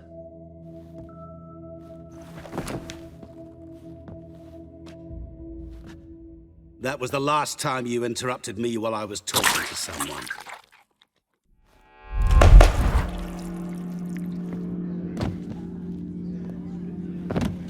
What the devil? Why is there a fly in my soup? There's that devil reference again. Fortunately, drawing Olgierd to the Temple of Lilvani is easy, just simply tell this guy. Now, as a terrifying end to our conversation, Gaunter O'Dimm shoved a spoon through the eye of the peasant who interrupted him, killing him in the moments between seconds, demonstrating the evil possibilities to his abilities, showcasing O'Dimm's capacity for evil. From Geralt's perspective, surely killing this peasant was murder, but from O'Dimm's I get the feeling it was more akin to you or I stepping on an ant, or indeed swatting a fly. Even walking among humans, he exists in a different world, a world full of tiny things that cannot possibly comprehend him, a force of nature that cannot be understood, just like how insects cannot truly grasp people. Should we choose to exterminate some insects, to them, we're just a thing that happens. Just like there's no means for anybody in this tavern to understand how this man came to die. A spoon just appeared in his eye and he dropped dead, to the horror of everybody present. Now, stepping away from that Lovecraftian element, even if only briefly, O'Dimm's killing of this man, who probably didn't deserve it, is a demonstration of his ability to operate outside his pacts. His agreements appear to be his bread and butter, but when somebody does as much as rub him the wrong way, here he proves he can indeed act however he wants. Perhaps now that we've invoked some cosmic horror surrounding Gaunter O'Dimm, let's take another look at his name and the inspirations for the character that appear to be suggested by it. The name Gaunter O'Dimm bears a noteworthy similarity with the name Walter O'Dimm, an alias of the Stephen King character Randall Flagg, chiefly from the Dark Tower series, who, like Master Mirror, possesses supernatural abilities. However, there's another Stephen King novel named Needful Things, in which there's a character called Leyland Gaunt, who offers desired things to people in exchange for doing something that at first seems unrelated to him, but ultimately these agreements add up to chaos, as he claims the souls of his customers. Among many other things, O'Dimm appears to be a composite in part of these two characters. These inspirations would be confirmed by CD Projekt Red senior writer Karolina Stakira, whose name I've almost certainly not done justice there, according to a Eurogamer article penned by Kirk McKeand in late 2016. Over 8 years ago, if you're feeling existential, and believe me, it is a fucking day for it. It's entirely possible O'Dimm takes some inspiration from the Lovecraftian pantheon as well. Take for instance Nyarlathotep, a deity who frequently walks the earth in the guise of a human being, typically a tall, slim, jolly man.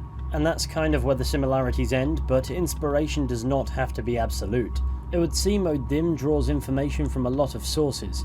For instance, Hollander Michel and Glassman Line from the German fairy tale written by Wilhelm Hoff, Das Kalte Herz, which translates to the cold heart, in which Glassman Line grants the protagonist 3 wishes, although the protagonist later makes a deal with an evil sorcerer named Hollander Michel, who takes his heart, replacing it with a heart of stone, in return for infinite riches. There are other inspirations too, but inspiration only takes you so far. Now, before we wrap up this entire sordid affair, at this juncture we're slapped with an optional objective to stop by Shani's home, and it's here where she'll tell us that during her research into Olgierd von Everec, that he'd met multiple times with Professor Premathine Shakeslock at the Oxenfurt Academy, and the research Olgierd had him carrying out apparently sent him daffy, which is a huge indicator that this Shakeslock might be of interest to us. And we're in luck because he's not far away.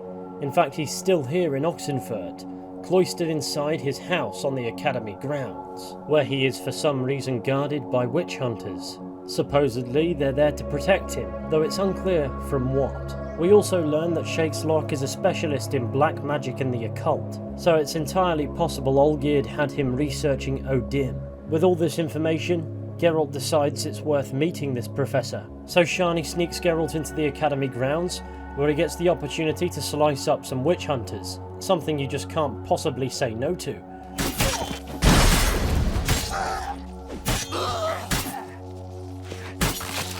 Gaining access to the professor's home through a fragile balcony door on the top floor.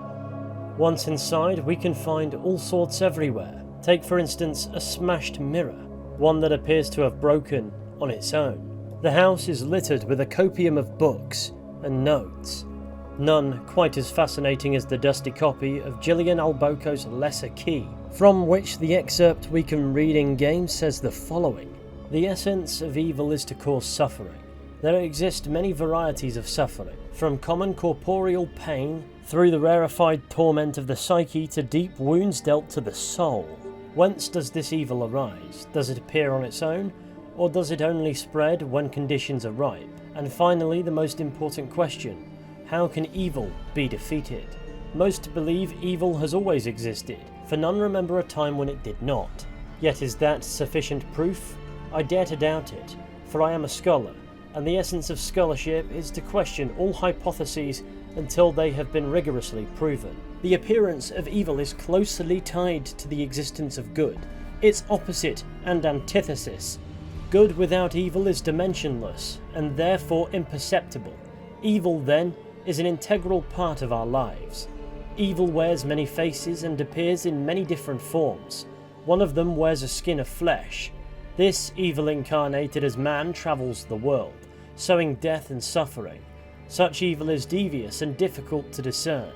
We usually only note its presence when it's already too late. In my scholarly wanderings through the myths and legends of a great many cultures, I've come across descriptions of a certain individual which all display a striking similarity. I do not mean in terms of this individual's outer appearance or name, but of his modus operandi. This evil works through trickery, tempting at first with the offer of something seemingly good.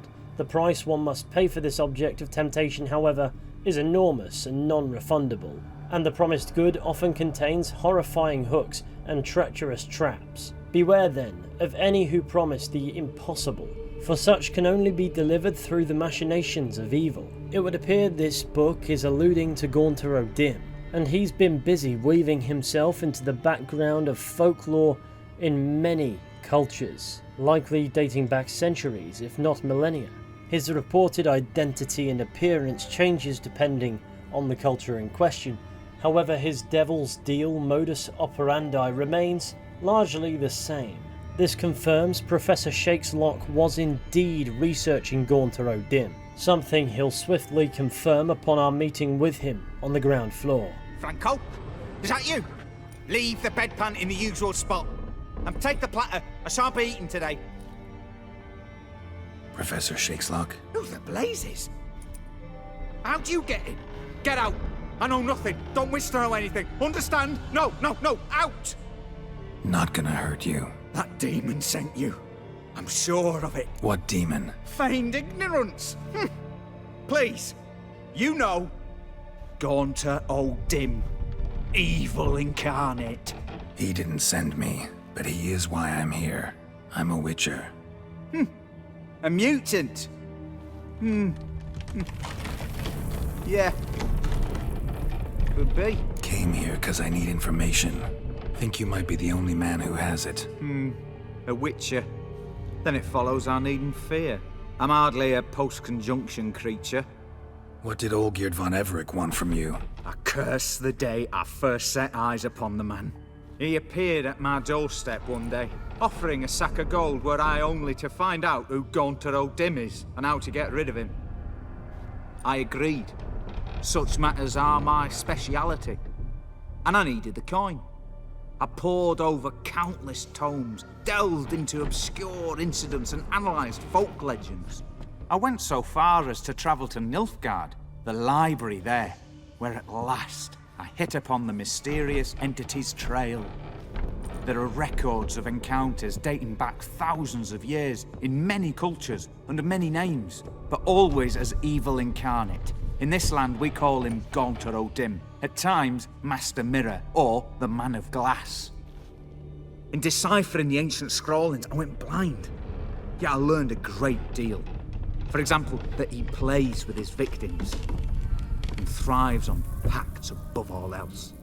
Seemingly harmless contracts which drive their parties to madness. Know anything else about the man? Gaunter O'Dimm is no man. He is evil. Evil which assumes various forms. Forget about him or die. You're alive. Alive? Yet I live in constant fear, born of what I've learned about him. What's with the surroundings? These runes, what do they mean? They protect me. Here, evil cannot touch me. How do you know? He told me himself. Paid me a visit once. A fascinating meeting that was. I was blind already, but saw him clearly.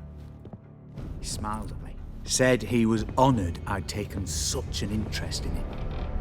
He wished to thank me, and explained he'd taken a similar interest in me. He drew the circle and said I'd be safe within it. His way of repaying me, you see. Ever tried to leave it? If you'd heard how he said it, you'd be as certain as I am what leaving would bring. Olgierd signed one of these pacts with him? Brilliant deduction. Have you guessed why?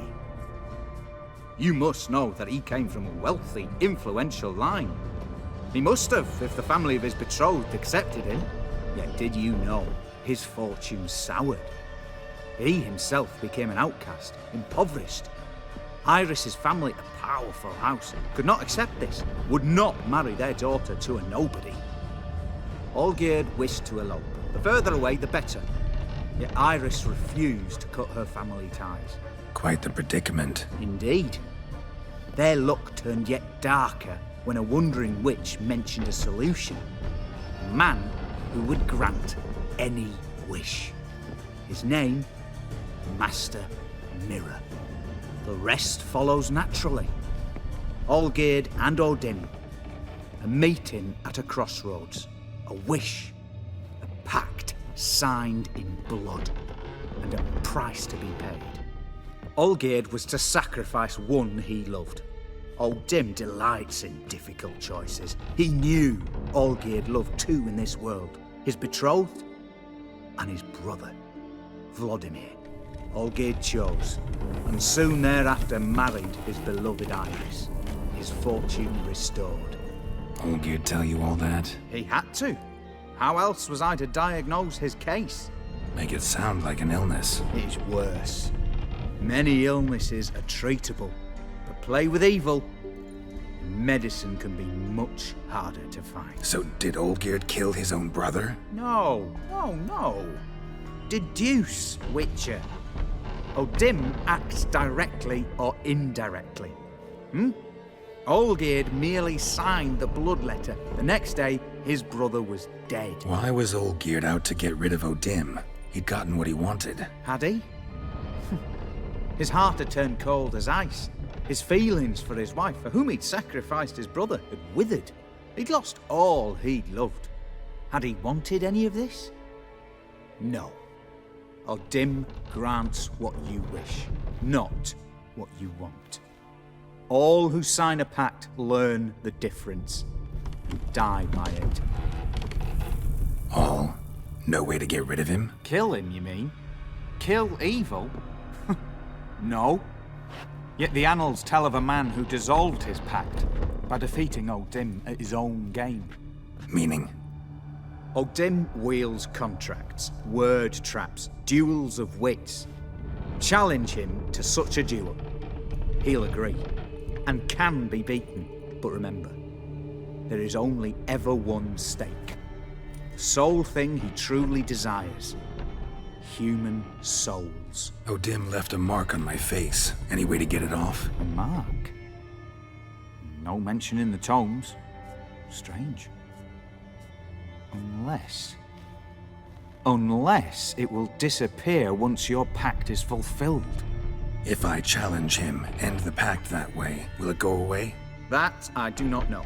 The one man who succeeded bore no mark. Thanks. Helped me a lot. Good. Very good. Oh, to feel useful after so many years locked up, living in fear. Why, it's Pleasance itself. Sadly, before Pleasance can continue, a beam breaks in the ceiling, forcing Shakeslock out of the circle. Then, just when he thinks he's got away with it, he slips on a bottle, falls and snaps his neck, proving O'Dimm to be correct. Leaving the circle would mean his death. Though O'Dimm doesn't necessarily show up here, this death does appear to be his doing. After all, Shakeslock knew too much, and anybody who knows too much about the true nature of Gaunter O'Dimm either wind up dead or suffer a fate worse than death, though in the Professor's case, not in that order. Blind and confined to this circle, death would seem like a release from his imprisonment. But just because he was technically safe from death within the circle does not mean he was actually safe from O'Dimm. You see, O'Dimm is much more cruel than that. And on his remains, along with the key to his home, we can find his journal, which reads as follows. My notes and observations, Professor Shakeslock. The circle O'Dimm created terrifies me. I cannot see it, but I know it is here. I know no name for the sense for which I perceive it. When I near its bounds, strange shivers shoot down my spine. This is not pain, but something that stands my hair on edge like a hedgehog's quivers. A month has passed, I still stay within the runic circle. Nightmares prey on me more and more. I've come to fear sleep. I know not how long I can withstand this. I dreamt I had a daughter. This was strange, for I've never had children. Yet one came to me, in my sleep. She was no older than 10. She called me daddy and loved me deeply. I could see it in her eyes. The strangest part of all was that I also burned for her with a great paternal love. Can one possibly dream of someone who does not exist? Can one love such a one? I no longer fear sleep. Perhaps O'Dimm has decided to give me peace. I have no desire to change his mind. My dreams of Amelie give me great joy. My daughter is a good and clever girl. I believe she will grow into a wonderful woman. A shame she exists only in my dreams. Not only do I no longer fear sleep, but now I cannot wait for the moment in which it comes. What a fantastic transformation. If nothing changes, I shall soon try to leave the circle. I know now why I dreamt for weeks of the child I never had.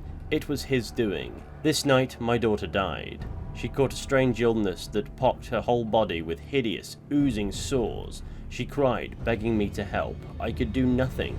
She died in my arms. I awoke soaked with sweat. I remain a wreck, my mind tattered. 3 months have passed since Amelie's death. My heart still bleeds, and horrifying visions plague my every moment. I'm a blind man who wishes he saw nothing, for utter blindness would be a relief compared to these tormenting visions. I cannot persevere much longer. I have become a deeply unhappy old man. I have now lived within the magic circle for a year. Thoughts of death haunt my mind ever more often. I need but step outside the runes. So yes, O'Dimm and Shakeslock's agreement meant he couldn't kill the Professor while he remained within the runic circle. However, O'Dimm wanted to, and attempted to goad him out so he could kill him. He did this by playing the long game, inflicting horrific nightmares upon the blind Professor, that of a daughter, a girl who doesn't exist, but he loved nonetheless, and then ripping her away from him in an act of incomprehensible cruelty. And all of it simply because he knew too much. Professor Shakeslock refers to O'Dimm as evil incarnate, and I don't have a hard time seeing why. Now, as another detail that often gets overlooked, if we extinguish all of the circle's candles, we'll be met with this sound. Now, I know not what the sound means, but it left me with the distinct impression something was in the room with us. Perhaps it was just the energy of the circle being released, or perhaps a malevolent spirit was trapped in its boundary, showing O'Dimm's dominion over evil. There's no denying Shakeslock did not deserve the fate he got, but his knowledge on the subject of Master Mirror was truly abundant, and we've learned a lot. For instance, there is a way to beat him. We must challenge him to a game and play for our soul. But before we turn our mind to the Temple of Lilvani and call it a day, there is another victim of Gaunter O'Dimm that we can encounter in The Witcher 3, one who can be met during the Blood and Wine expansion, where Geralt finds himself in the pursuit of a higher vampire named Detlaf. In order to do so, he and Regis must formulate a decoction. However, the decoction requires the saliva from a spotted wight, a species of wight driven to extinction a century prior. Nonetheless, one is spotted nearby and appears to be the product of a curse. So Geralt makes for the property where the wight is said to be hiding. Not dissimilarly to the Von Everec estate, the place is enveloped in an unnatural fog. And perhaps weirder still is the abundance of spoons dotted around the place. It appears the wight has been collecting them in hopes to lift a curse.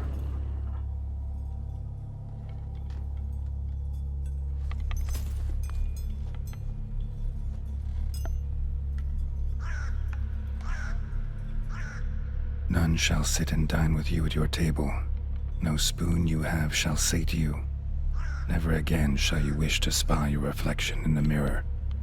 Sounds like a curse, all right. Upon further investigation within the house, we happen upon a couple of documents we can read.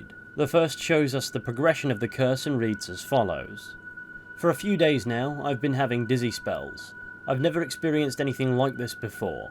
If it carries on, although I can't stand witchcraft and sorcery, I'll have to visit a herbalist. The dizziness has not gone away. Worst of all, it has been joined by pain, so strong that at times I cannot see. I've been to the herbalist. A repulsive old crone looked at me like she had seen a monster. She gave me some crystal mixture that I have to drink twice a day. It's not helping at all. Today, like every day, I looked in the mirror and I was lost for words. I usually check that I don't have any wrinkles or bags under my eyes, but today there are no wrinkles, but I'd rather that they were. I have hair growing on my breasts. It's horrible. It's got to be because of those damned herbs. I went to the herbalist to smash a face in, but her chambers were empty. She must have known what would happen to me and legged it.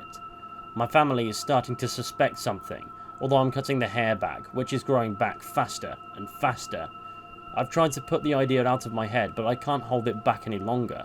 Maybe it wasn't the herbs that have led to this, but the curse placed upon me by a beggar whom I had to chase off one time. I had to find out. I want to hire somebody who can find the herbalist. I cannot think. It is getting hard to write. Loneliness. No family. Eat. I want to eat. Not a good spoon. Empty spoons. Nothing. Eat. It hurts. And then writing down screaming for some reason. So it appears the woman was cursed by a beggar she had to chase off one time. And as we search through the now wight's lair, we happen upon a smashed mirror, and before too long, another document. This one pointing towards the identity of the beggar with more clarity. Here's what it says. Dear Master Levasseur, I know you track outlaws for pay. I've an unusual assignment for you. No doubt you wonder why I've drawn you out here, and why we cannot meet in person. You see, in my present situation, any kind of meeting is very risky. Not so much for me, as for the person with whom I meet, for I am afflicted by a curse. Or, as I hope, and why I've turned to you, the side effects of medicine given to me some time ago by a herbalist. Soon after I visited the herbalist, she disappeared without a trace. I desperately wish to understand my illness, so I wish to hire you to find her. When you do, learn as much from her as you can about the medicine she gave me. If my suffering is a result of her wickedness, then make her provide an antidote. I assure you, I have ample wealth and will reward you with no small part of it for your services. If it turns out my suffering is not the fault of the herbalist, please let her go. I will have a different task for you, because this shall mean I am afflicted by a terrible curse which only the gods can cure. I believe it was cast upon me by a certain beggar who came by the manor while I was hosting a soiree for a few friends. If you can find that vagrant, I will pay you double. Sadly, all I remember of him was that he sold mirrors. I am aware that this is not much aid for your hunt, yet I trust your considerable talents and wish you the best of luck. Marlene de Trastamara. So, it would appear Marlene de Trastamara's curse was caused by a merchant of mirrors. meaning her suffering is certainly the result of the meddling of one Gaunter O'Dimm. Why he'd cursed this lady is unclear, but it's apparent her suffering has been prolonged. Her house is home to thousands, if not tens of thousands of spoons, as she frantically searched for one that would sate her. We find the remains of those she abducted in hopes they'd join her for a meal, now skeletons, and any mirror has been destroyed so the wight wouldn't have to spot her own reflection. It would appear, even in beast form, all Marlene de Trastamara wants to do is find a way to lift the curse. But it will be up to Geralt as to whether or not that fate will be for her. Now, the lifting of the curse appears to be quite the straightforward task. Somebody needs to, of their own free will, sit down and join the wight for a meal. And they must not eat using spoons. And once the feasting has done, the wight must spy her reflection, observing her visage. And once that's done, the curse should lift. I'm not gonna hurt you. Wanna help? I've seen the words of the curse on the walls. Think I know how to lift it.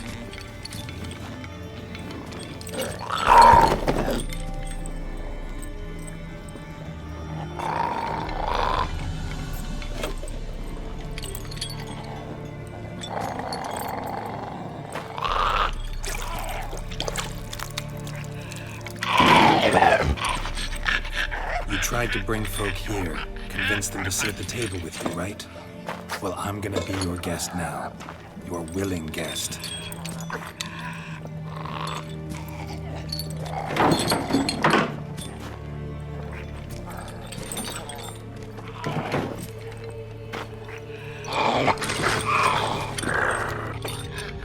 We can't use spoons. No, that won't work. You've been looking for a spoon that would feed you, but there's no such spoon. We need to eat without spoons.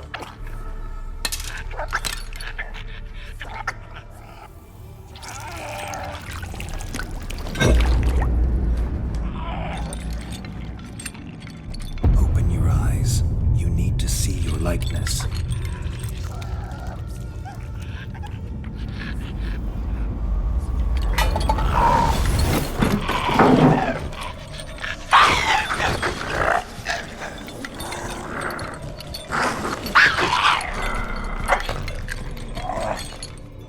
Now that appears to have made Geralt violently unwell, but otherwise appears to have worked, as Marlene de Trastamara is now human once again, albeit a starving, emaciated elderly woman, so while the curse has been lifted, her life can still never return to what it was before.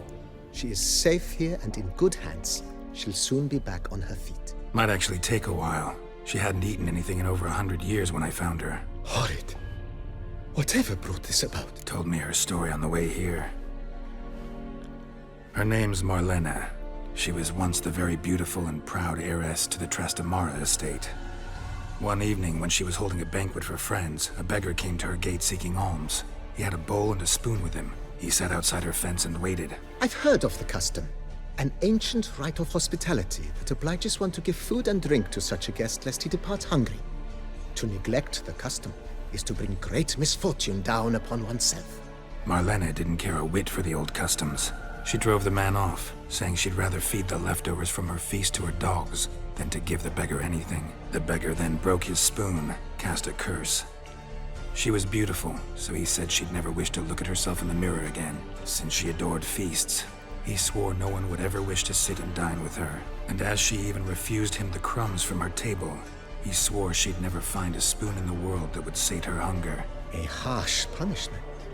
I imagine lifting the curse was hardly simple. Curses are tricky. They play on irony. Always gotta figure out what the catch is. Marlene had spent decades looking for a way to lift it. Transformed into a wight, she stole spoons and lured folk into her home, trying each time to get them to dine with her. Didn't work. So what did? Someone had to sit down and share a meal with her, of their own free will. They had to eat without using spoons, and make her look at her reflection. That's it? That was all it required?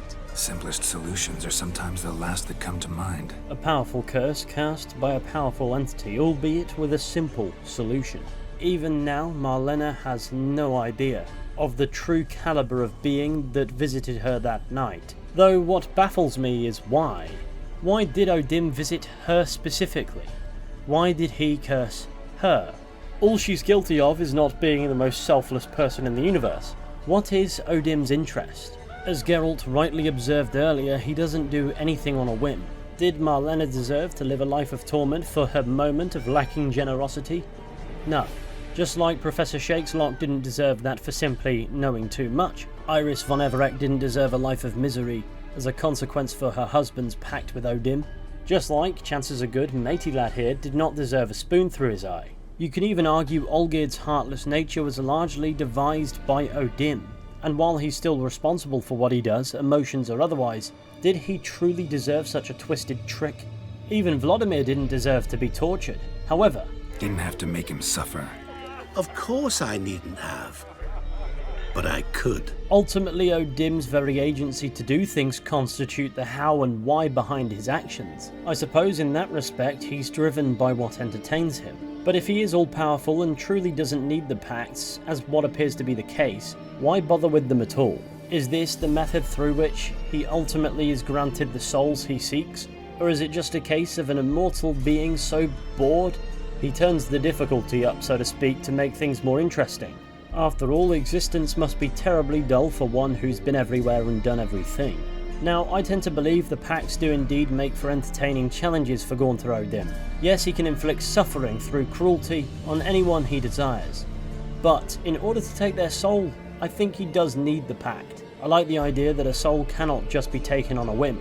So he devises these agreements that at first seem perfectly reasonable, and once the bargain is struck and the twisted nature of it is revealed, after all, the devil is in the details, naturally the victim seeks a means to escape the agreement, like the case of Olgierd von Everec, resulting in the pact defaulting and the victim's soul being forfeit. It appears this way a soul has to be rightfully transferred. This does deviate from traditional folklore deals with the devil, in which the mortal typically sells their soul in exchange for something they desire, in a much cleaner transaction than the one between O'Dimm and his victims, wherein the soul appears to be collateral for failing to beat O'Dimm at his own game. There's more to this tomfoolery, but in order to understand it, we need to head to the Temple of Lilvani and conclude our business with Olgierd von Everec and Master Mirror. For it's here at this picturesque scene that events come to a head. Strange choice of locale. Guessing there's a reason for it. You're an art lover. Thought you'd appreciate the place. A witcher with aesthetic sensibility. Forgive my disbelief. But since we're here, I believe you have something for me. It's here where Geralt fulfills Olgierd's third wish and gives him the Violet Rose from Iris von Everec. And with that, it's only a matter of time before O'Dimm descends. What's happening? I feel as though a hot iron's pierced my chest.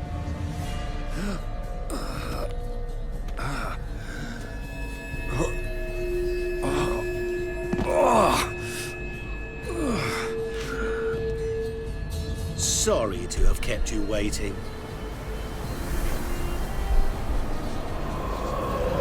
So glad to see everyone's moved. How do you feel, Von Everec? A little less troubled? Lighter on the heart? O'Dimm, what do you want? What do you mean, what? Your soul. You forget. The pact states you can take it only once you've fulfilled 3 wishes and we stand together on the moon. Well, what do you know?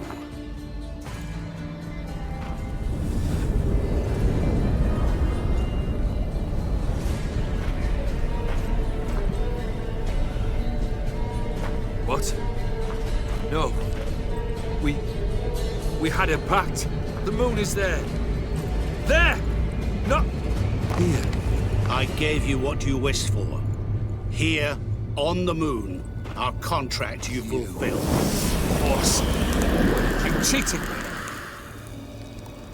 I never cheat. With that, we can choose to intervene or let O'Dimm take von Everec's soul. Here's what happens if we don't intervene. It is done. The soul belongs to me.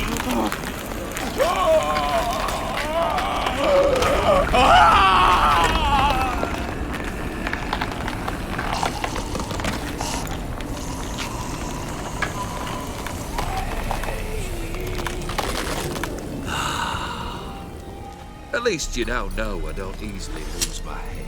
With our pact fulfilled, O'Dimm removes the mark, grants us whatever we wish, with no more strings attached, and simply leaves, leaving us to ponder what's just happened, as the mysterious entity known as Gaunter O'Dimm, Master Mirror, simply walks away, juggling Olgierd's skull, while whistling.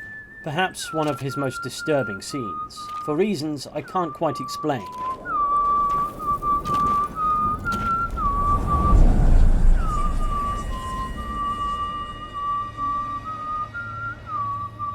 His trick here that allows the contract to be fulfilled, he and Olgierd meeting on the moon. He fulfills this by leading Olgierd to the dusty temple of Lilvani, where he knows there's a mosaic of the moon. This is an interesting nod to a Polish folktale known as Pan Fardowski, in which Fardowski is a nobleman who sells his soul to the devil in exchange for great knowledge and magical powers. Though in a bid to trick the devil, he added a clause wherein he could only take his soul to hell during a visit to Rome, a place he never intended to visit. Eventually, the devil tricked him and Fardowski found himself in an inn called Rzym, which is Rome in Polish, and it's here where his soul is claimed. It would appear then, even at the end, Gaunter O'Dimm cannot evade the devil references, as a very similar trick is deployed here. Better yet, it's a Polish folktale. The Witcher 3 was developed by CD Projekt Red, a Polish studio, and the Witcher series of books were obviously penned by a Polish author and drew a lot of inspiration from Polish folklore. Therefore, the shoe appears to fit quite nicely, and it would seem the Man of Glass is the Witcher universe's equivalent to the devil. And I mean, perhaps that's been in front of us the entire time. Who you gabbing with? With no one.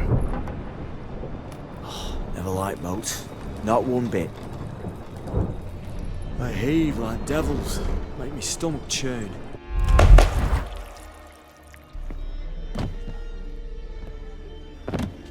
What the devil? Why is there a fly in my soup? Could this be the answer, hidden in plain sight all along? And could he truly be evil incarnate, as Shakeslock puts it? If so, it's entirely understandable why The Witcher 3 Hearts of Stone offers you this out to not face him. But frankly, facing him is just more interesting. It's in doing this that we put our own soul on the line to save Olgierd's. Wait. Do not interfere, Witcher. Remember what I did to the last fool who interrupted me. You grant wishes, right? Grant mine and release him. He must repay his debt. Let him go, and I'll take it on. We'll call it mine. You wish to give your soul for his? No, but we can play for them. I lose, you take mine and Olgierd's. But if I win, you release us both. What do you propose we play? Gwent? Don't know. Maybe we can bet on a challenge. You know I'm good at accomplishing the impossible. Seen me do it. Very well.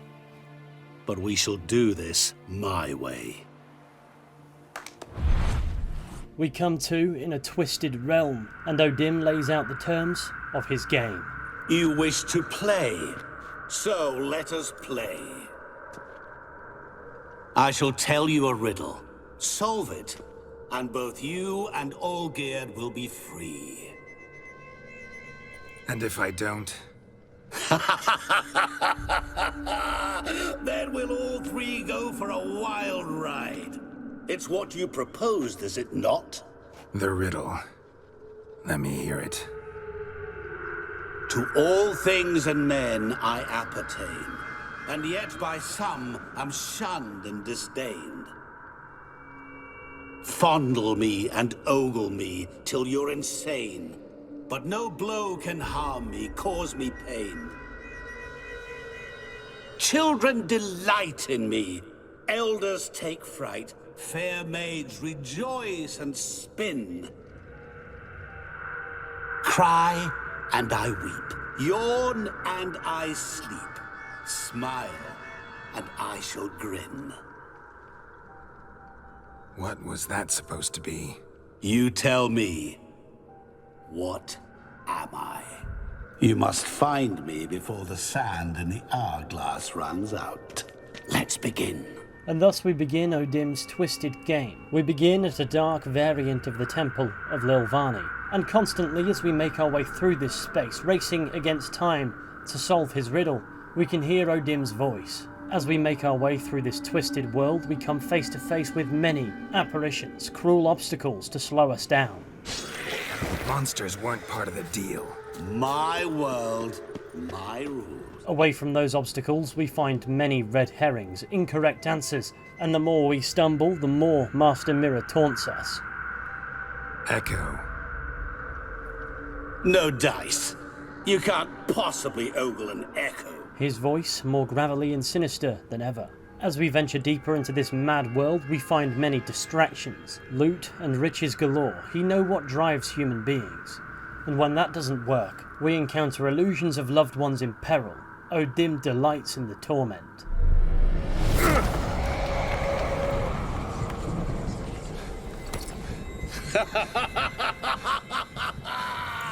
I can't believe you fell for that.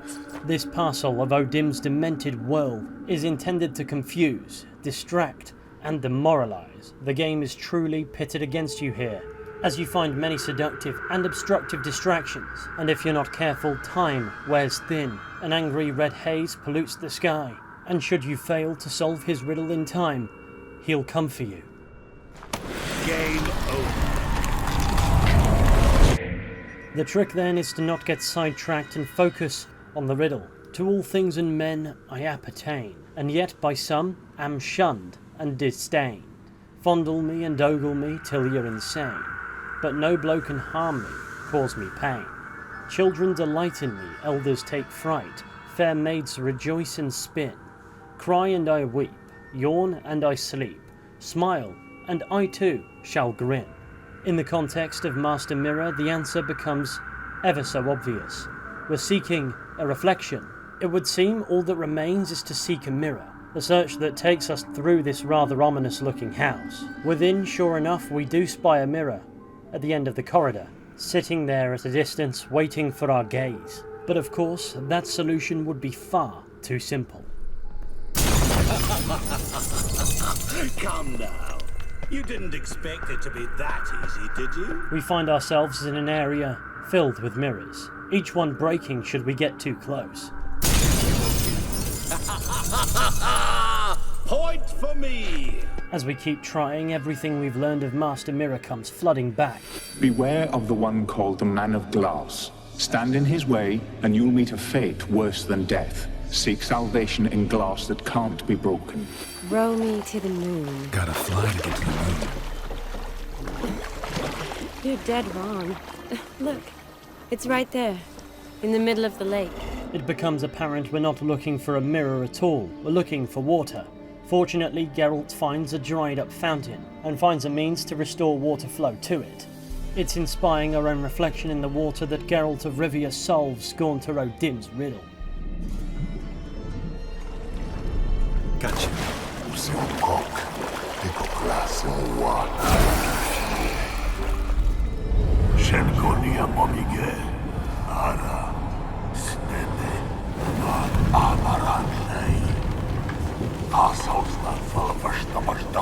Be gone. You've lost.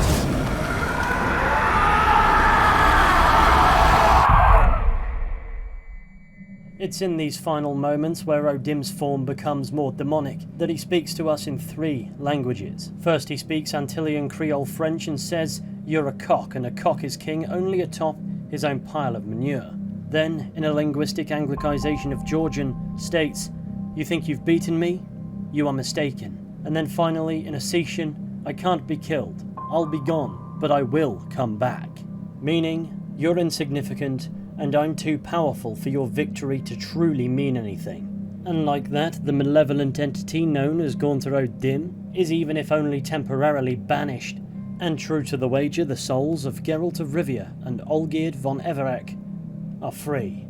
But he hasn't lied thus far as such, and his claims that he will return give me cause to believe that somewhere and somehow he'll show up again. Now I doubt even his demonic face is his true form, as he implies it's quite maddening, and even this is perhaps a tad anthropomorphic. However, he contorts as though his form is still in transition, but before we can see Gaunter O'Dimm revealed, he falls into the void, perhaps pulling himself away to avoid revealing the true extent of his very nature, or momentarily dragged back to his rightful place by an even higher power. But at long last he's gone, and is no longer the Witcher's problem. But yet the topic around what he actually was remains somewhat ambiguous, even evading Shakeslock's convicted interpretation of him being evil incarnate, as that would imply a moral absolute in a universe that typically doesn't reduce itself to such platitudes. Nonetheless, O'Dimm's existence as an antagonistic entity of some variant is hard to deny. Therefore, it's only really the echelon of this being that's up for debate. Was he a demon? His character bio in the menu would certainly like to think so, and yet his dealings, his demonstrations of raw power and ability, would suggest in that sphere the power he wields is immense, but worse yet, effortless, as if any magical feat accomplished is performed through will alone. At times it seems very much as though the world is at his mercy. So it's on that note that I opt to believe that he's more likely a deity, perhaps even the devil, or at least the Witcher universe equivalent. Perhaps the distinction is of no bearing, for it could very well be that he's both. A devilish god who revels in the pain and torment of the world beneath him, or perhaps a devil who likes to think himself God. After all, from a particular perspective, it is his initials. Nonetheless, the satanic symbolism, the devilish references, Shakeslock calling him evil incarnate, they all seem to point to this conclusion. But it's imperative that while we go down this rabbit hole, to keep sight of not just an integral part of Gaunter O'Dimm's character, but also the Witcher's overall stance on morality. The world of the Witcher frequently distances itself from binary moral thinking, with all choices being able to lead to evil, with the only real solution being to remain as neutral as possible, with even that risking the consequence of evil. Evil is portrayed more as a consequence than as a manifestation in a person. Ultimately, choices boil down to the lesser and greater evil. O'Dimm being evil incarnate from the perspective of Shakeslock may very well mean that he's just plain bad, but in actuality it seems more fitting for him to be the personification of the dilemma. He makes these pacts offering solutions to people's problems in exchange for a very high price, a price they don't even realise they're paying, rendering him the embodiment of the consequences of choice. He's a manifestation of the idea that even with a magic wand that resolves all of your woes, misery, suffering, and consequences will still find you eventually. He is, in this way, evil incarnate, but he's only mirroring how evil is overall communicated in this world. In his pacts, he presents the illusion of a good choice, just like how many choices in The Witcher aren't necessarily good, but rather lesser. He feeds off of this and brings immeasurable pain to his victims who were naive enough to believe that entering a bargain with him was ever a good idea. And so this idea of him being evil personified is merely a reflection of the state of the world we find ourselves in. This is best exemplified by the fact that not all of his actions are necessarily evil.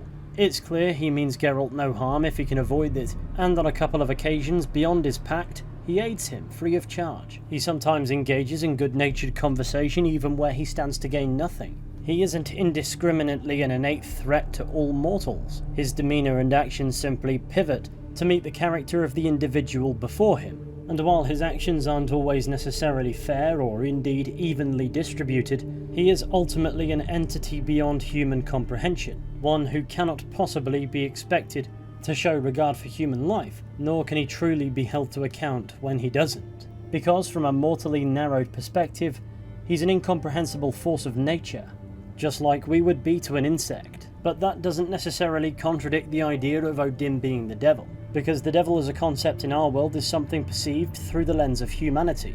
Gaunter O'Dimm in The Witcher 3 is functionally similar in concept, and frankly the references stack up. Gaunter O'Dimm being the Witcher universe equivalent to the devil is logically sound on the premise that it doesn't necessarily betray his intentions, beyond which point he could still technically be anything. But from the only point of view we're able to view him, his actions do appear to come across as evil and malicious. But if anything, that's a commentary on how we as a species will resort to using gross simplifications to explain things we cannot possibly understand. From this angle, any moral argument is but a series of buzzwords, born from millennia of social constructs that have no bearing on Master Mirror. Jesus Christ, I've just looked at how long this video is, and with that I bring it to an end. It's my belief that Gaunter O'Dimm is intended to be the Witcher mirrored version of the devil of our world, more so as a commentary on human morality and how morality is perceived than of his own nature. That still remains an elusive, maddening mystery. Nonetheless, I'd like to hear your thoughts on Master Mirror in the comments section. After all, that's what it's there for. And if you made it to this point in this video, I think you've earned the right to say whatever you like down there. But above all else, you've earned my thanks. I thank you kindly for watching today's video, and I really hope you've enjoyed it. If you did, be sure to go ahead, leave a like, subscribe, share the channel with your friends, all that wonderful stuff. It would of course be massively appreciated. And of course, if you'd like to pop me a follow on some social media, I'd appreciate that as well, but naturally, all of those choices are entirely up to you. And with that said, with any luck, I'll be seeing you all very soon with another video at some point. But until next time, please take care and goodbye.